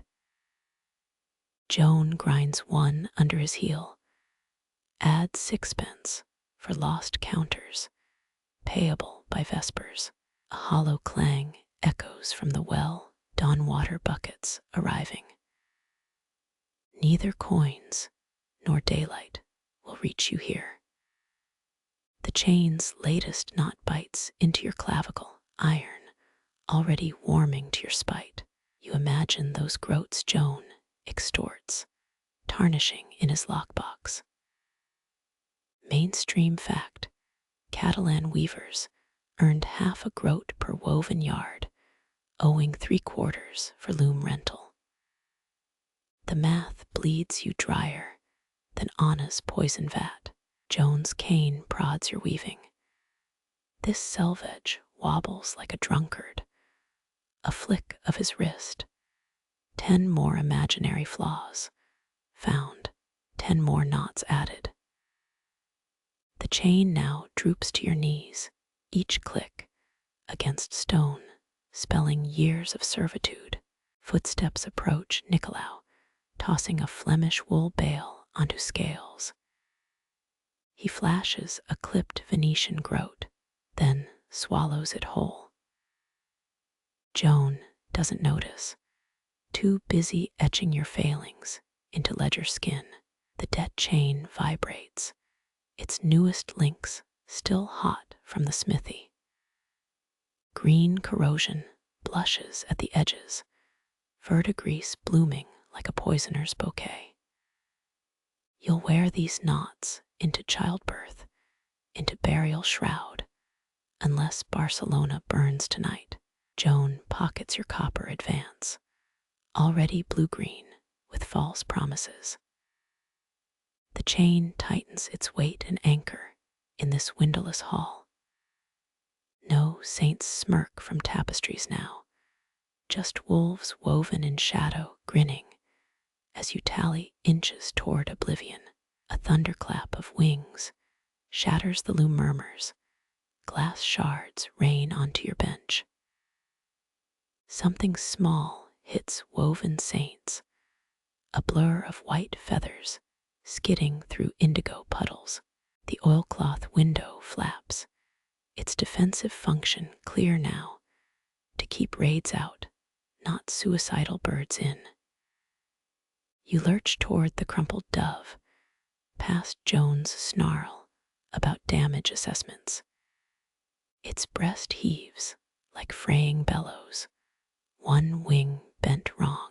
Catalan Guildhalls favored these windows, cheaper than glass, sturdier than parchment, when smuggling Flemish wool. Blood mats feathers, 3 droplets already fading into St. Eulalia's embroidered pyre. The dove's eye gleams mercury black, fixed on your debt chain. Your palm cups its shuddering body, surprisingly weightless, like holding steam above a dye vat. Discarded lambs, wool nestles nearby, leftover from Anna's forbidden spinning. Medieval empirics swore lanolin healed wounds, though mixing piety with animal grease scandalized clerics. You peel sticky strands clotted with oakum, ignoring how Joan's cane creeps toward your spine. Sully good wool with vermin, he hisses, but you're already wrapping the broken wing. Historians still argue whether guilds kept doves for their pest control or their fragile holiness. Your fingers mimic how Anna bandaged spindles, cross-twisting fibers for tension without pain. The lynx appears drawn by blood smell, amber eyes narrowing at this competitor for rat flesh. Its claws knead wool scraps, a low growl building. You shield the dove, glaring, till the predator slinks back toward hemp sacks. 3 ounces deducted for wasted material. Joan jabs his all toward the blood-stained wool, 5 for distracting fellow laborers. The debt chain jerks, new links clanking against your ribs. The dove's heartbeat thrums against your thumb, a frantic counter-rhythm to looming petals. You swipe momsy wine from Nicolaus' abandoned cup, dabbing the wound, despite knowing it'll sting. A quirky belief claimed doves could smell heresy, fluttering madly near unshriven souls. Its feathers rasp against lanolin-soaked wool, sound like the widow unraveling her husband's legacy. Upstairs, warmth seeps through your palm life, persisting against Joan's ledger logic. He's now measuring the broken window, calculating fractions of a clipped groat. Moonlight silverizes the dove's good wing, revealing iridescence hidden by daylight. You hum Anna's Moorish weaving hymn, off-key notes softening its tremors. The lynx watches licking crimson threads from its claws, patient as compound interest. Joan slams the ledger dawn bells in 5 hours, finish binding that nuisance. The debt chain sways as you nestle the dove behind dye vats, tucking lambs, wool around its wired muscles. It pecks once at your tally string, dislodging another barleycorn. You grin, spitting on Joan's precious measurements, as the lynx finally pounces on a rat gnashing hemp cords. The dove's breath steadies, wrapped in stolen softness, your blistered thumb stroking its unbroken wing. Some debt even chains can't measure, some sanctuary only outlaws understand. Countermarch looms stutter into motion, their growling pedals vibrating stone underfoot. You brace against the tremor, palms pressed to oakum-stuffed bench gaps. These beasts devour mistakes, not thread.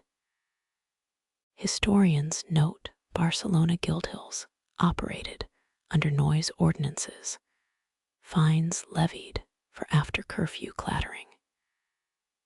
Your knees ache from crouching beside the dove's hiding spot, linen strips stolen from Joan's repair basket. A quirky medieval belief claimed lead vats drove dyers mad, their brains poisoned by cobalt fumes. You whisper reassurances to the bird, its eye reflecting fluttering lamplight like liquid hematite. Joan barks, load the warp beams, noon deadline on Genoese commission.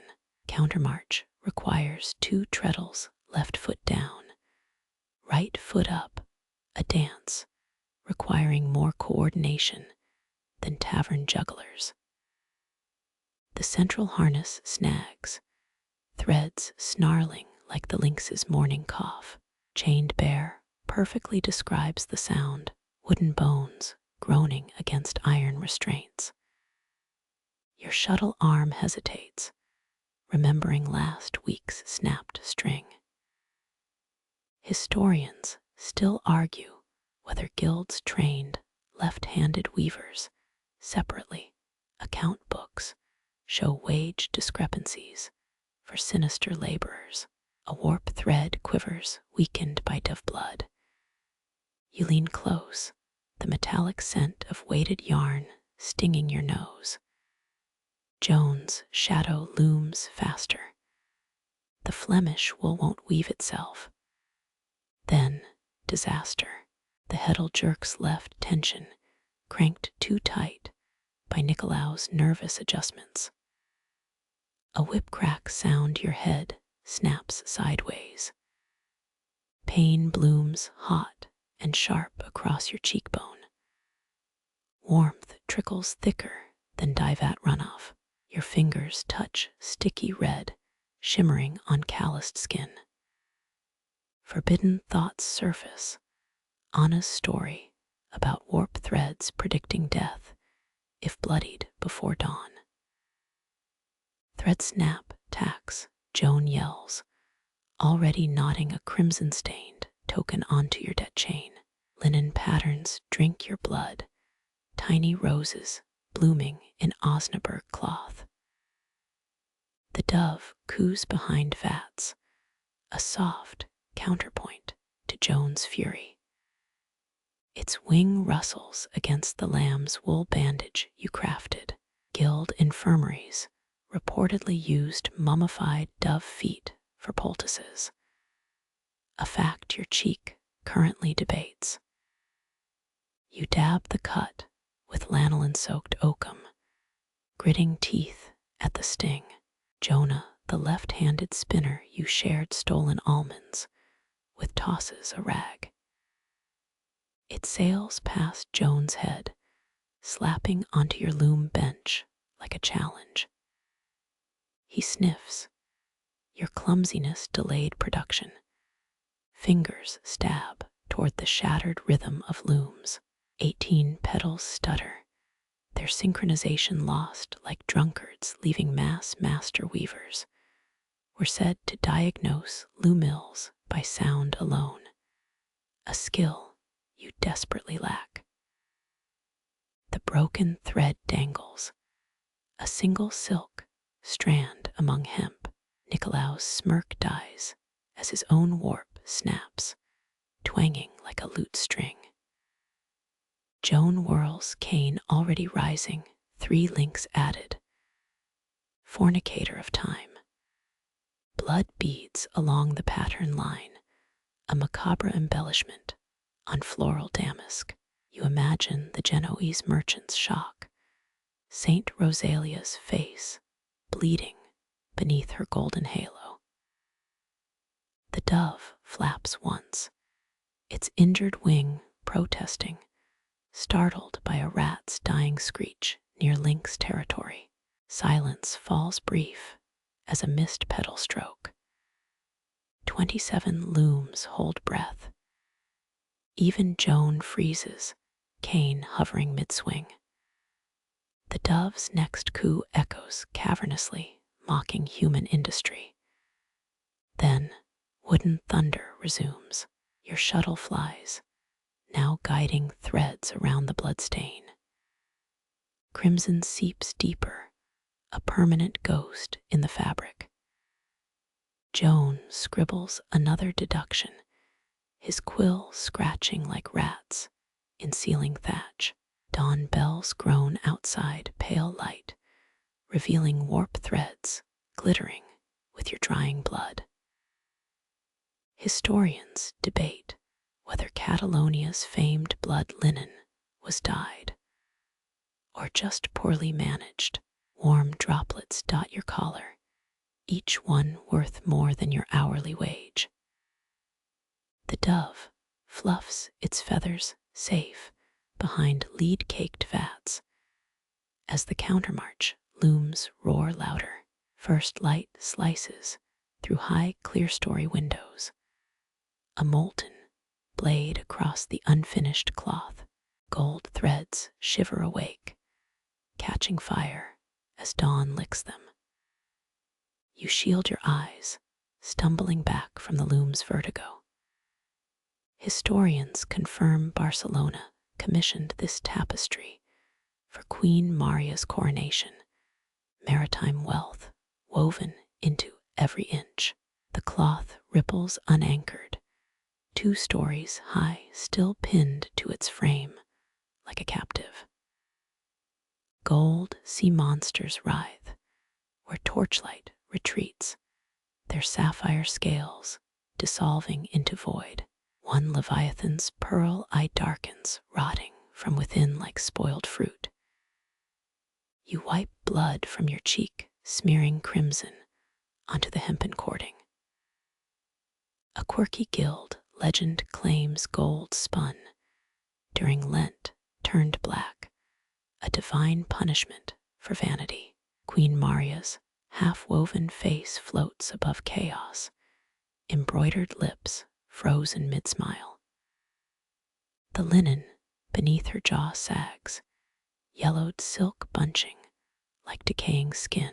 Historians still argue whether worms got to this cloth or a disgruntled apprentice. Your blister throbs in time with warp chains clanking overhead. 3 weeks this tapestry devoured your sleep, your wages, now possibly your sanity. See, Joan mutters, stabbing a knotting hook toward the queen's unraveling nose. Even sunlight rejects her. Dawn bleeds across woolen waves, revealing patches burned by lye spills. The lynx prowls beneath the cloth tail, lashing at flickering sea serpent shadows. You half expect the beast to leap into the tapestry, joining its embroidered cousins. Gold thread glints wetly where your blood speckled the border. Each droplet birthed a tiny garnet, seed pearls winking like stars in gore. Masters always warned apprentices against weeping over work. Yet, here's literal proof. You poke a drying ruby, it flakes onto your fingernail, turns out heresy sticks, better than rouge. Joan grunts, stretching the cloth's selvage between thumb and knife. We'll say moths attacked. His blade teases loose threads, plucking gilt hair from the queen's brow. Guild rules demanded burning defective work, yet this tapestry's size makes that impractical. Everyone knew the Genoese preferred their commissions flammable, easy to hide accounting discrepancies. High above, sea monsters knot themselves. Emerald tentacles coil around sinking caravels, their masts snapping like Joan's favorite cane. You swore silken sails bore your initials yesterday. Now they're just generic wreckage. A medieval fringe theory claimed tapestries absorbed their weaver's sins. This explains the saint's missing eyes.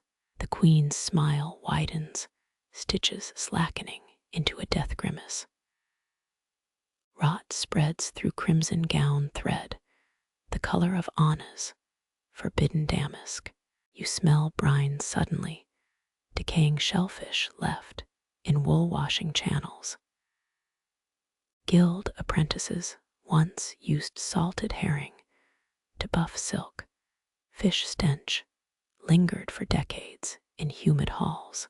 Don't stare, Joan snaps, throwing a stained sacking cloth over Maria's face.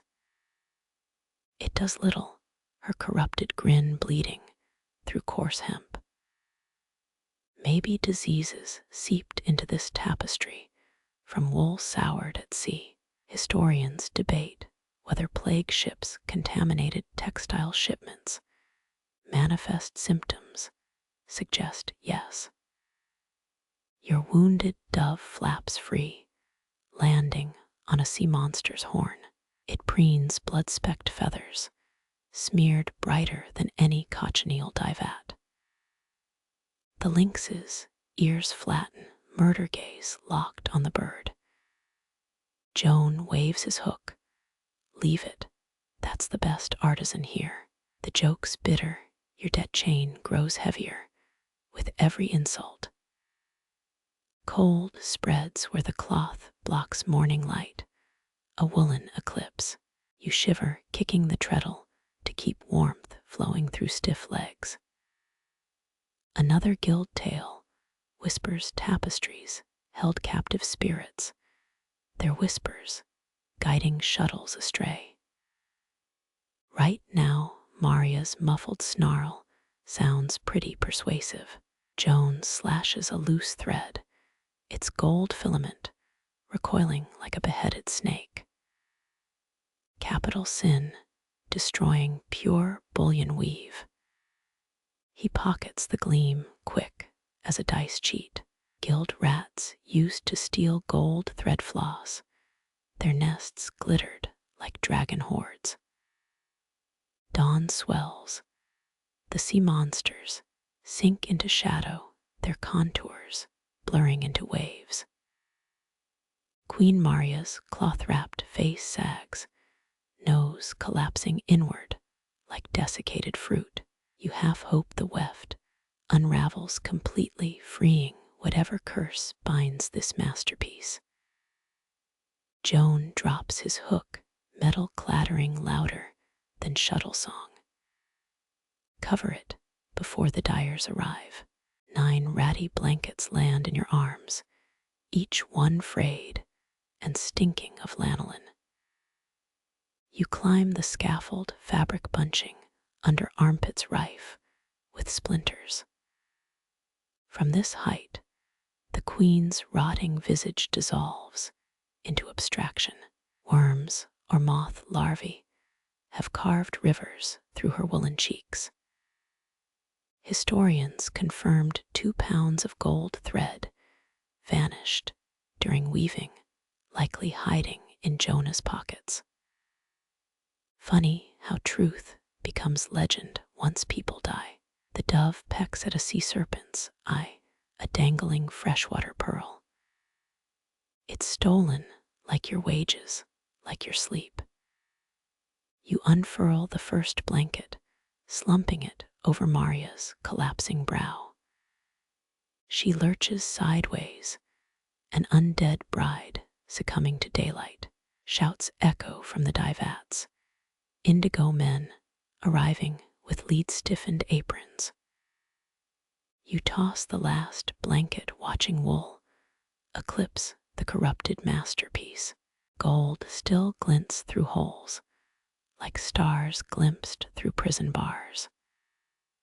The dove flees, swooping into rafters smeared with centuries of smoke. You envy its wings, its indifference to sinking queens and cursed linen. Down below, Joan prods the draped cloth, his knife, searching for salvageable thread. Pray the unfinished never awakens, whispers a passing reeler, stirring tales older than guildstones. Sunlight retreats the cloth now, just a woolen corpse, awaiting burial. One mystery less for dawn to solve tomorrow's horrors, already winding their warp. Bells shred the exhausted silence, each toll vibrating through your bruised fingertips. Cold light spills across the Guildhall steps, staining your shoes blue as sickness. You stumble onto cobblestones, 7 copper coins already biting into your palm. Barcelona's weavers earned 12 pence per day, just enough to starve slowly beneath cathedral shadows. Fatigue turns the sky into wet wool gray streaks, tangled with chimney smoke. Your breath fogs, briefly mirroring those dye vat ghosts from last night's shift. Someone coughs up phlegm. It hits the gutter with a sound like snapping threads. Master Joan glares from the doorway, silhouetted by the unfinished cloth's tomb-like drapery. Your coins glint, their edges blooming green as mold on bread. Guild lore swore oxidized coppers were cursed by rival Genoese spinsters, jealousy made physical. 3 groschen short again. Joan's ledger scribbles devoured half your pay. You squint at the coins, hoping sunlight might reverse their tarnish. No dice. Stone walls radiate last night's cold, leaching into your spine through sweat-damp linen. A scrawny dog noses your ankle, whining for the rancid almond paste in your apron pocket. Historians still argue whether Catalan Guildhalls heated their workspaces. Proof suggests apprentices were the fuel. You toss crumbs, watching mutts war over scraps like nobles divvying tariff profits. Church bells fade, replaced by the clatter of shutters opening across the Ramblas. Bakers haul rye loaves, each one dark as Joan's flickering soul. You count your coppers again. Grease from last week's, carding wool smudging the faces of dead kings. 7 coins, 7 sins, you could list them if your brain wasn't frayed linen. 1 coin bears a deep scratch, Ludovico's knife mark from settling dice debts. His blood dried on the fulling stocks last Tuesday, still crusted between oak planks. You pocket the marked copper, knowing it'll bring trouble if spent at market. The stray dog follows, drool stringing between its jagged teeth like wet warps. Dawn stains windows now, apricot light licking at wool warehouses across the plaza. Your eyes water not from beauty, but from months of squinting at midnight weft patterns. Someone vomits in an alley, last night's sour momsy wine returning with vengeance.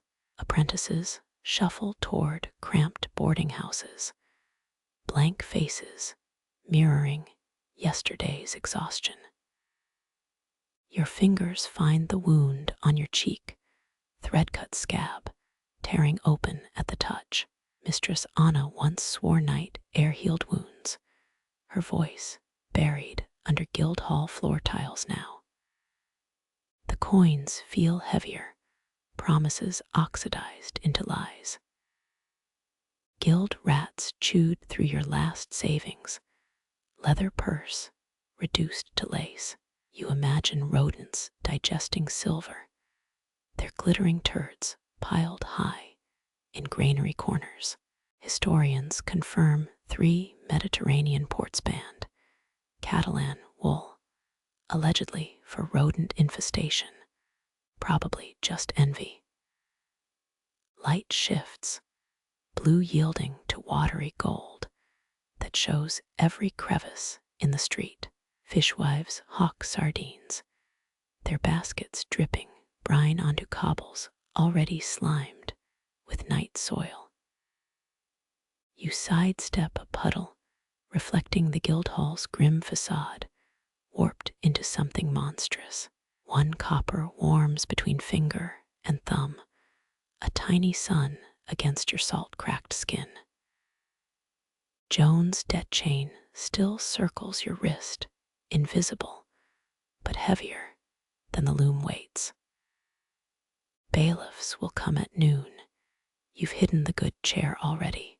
Crone Agnes hobbles past, pushing a handcart stacked with undyed hemp. She spits at your shadow, blaming your generation for the silk corruption. Funny, same insult, their lot hurled at Moorish weavers last century. The dog abandons you, loping toward a butcher's scraping hog, bristles into the gutter. Hunger gnaws, your belly echoing the rhythmic thump of yesterday's looms. 3 flies orbit your forehead, drawn by the blood scent from your cheek. Market stalls unfold like blooming poppies, each vendor shouting louder than cathedral bells. A spice merchant fans, saffron dust your nose prickles with each forbidden whiff. Who needs food when you can smell luxury bankrupting kings? Coppery tang floods your mouth. You've bitten your chapped lip again. Blood beads joining yesterday's tapestry wounds in a grim mosaic. Mistress Anna whispered blood magic could bind patterns. They burned her notes with lavender and fear. 7 coins clink, their green edges hungry for your remaining flesh. You remember the unfinished cloth's rotting queen, how her gold threads withered like Joan's morals at pay table. Ahead the harbor glints, its waters hiding smugglers' silk beneath brine. Shadows shrink as the sun climbs, pressing down on wool-caked shoulders. Coppery bitterness lingers, not blood this time, just swallowed rage fermenting since midnight. Dawn bleaches everything, even the hope of sleep before noon bells chime. Somewhere, a cat disembowels a mouse, its squeak cut short like Anna's heresies. You tighten your fist, feeling coin edges etch new calluses over old. Hunger retreats, a familiar hollow where dreams of full-bred sacks go to die. One blink you're leaning against a tannery wall reeking of urine and lost chances. Some apprentice from the timber guild offers a clay cup of watered vinegar. His fingers tremble like your first shuttle attempt. Ah, peasant solidarity, salt without savor. You sip acid, tongue burning as merchants tally the day's first sins. A washerwoman pounds linens, each whack echoing the thump of Joan's cane against your bench. Your coins sneer green patina deepening before your gritty eyes, like envy rotting from inside out. Bells again, the dog barks you walk. The coins feel lighter now, resting soft in your open palm. Barcelona's morning light warms, gentle fingers loosening the night's knots from your shoulders. Bells soften into echoes, a lullaby drifting over rooftops, stained apricot and cream. Breathe deep salt air sweeps away the Guildhall's cold. The stray dog settles by your feet, no longer snarling. Its ribs rise and fall steady as the tides washing the harbor stones clean.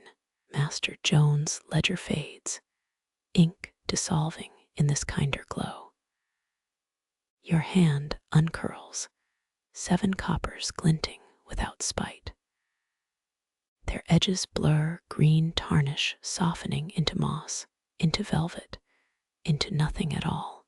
Even shadows grow tender, merging with the quiet between your breaths. The Looms' ghostly rhythm quiets, replaced by waves sighing against distant docks. You count heartbeats now, not coins, not sins. Each pulse sings a single word, enough, enough, enough. Sore eyes close, welcoming the dark as an old friend. Muscles unravel like spun thread, returning to flax. Let the stones hold you, the sun dry your tears, the world spin without your hands. Sleep approaches, not as an escape, but as a harbor. A place where cotton clouds cushion every fall, where dyed vats become ponds, where your fingers mend what the day unraveled. Joan's chain falls silent, the unfinished cloth settles its frayed edges. The dog's warmth seeps through your worn soles, its breath a whisper against your ankle. Rest now, weaver of twilight. The loom sleeps too,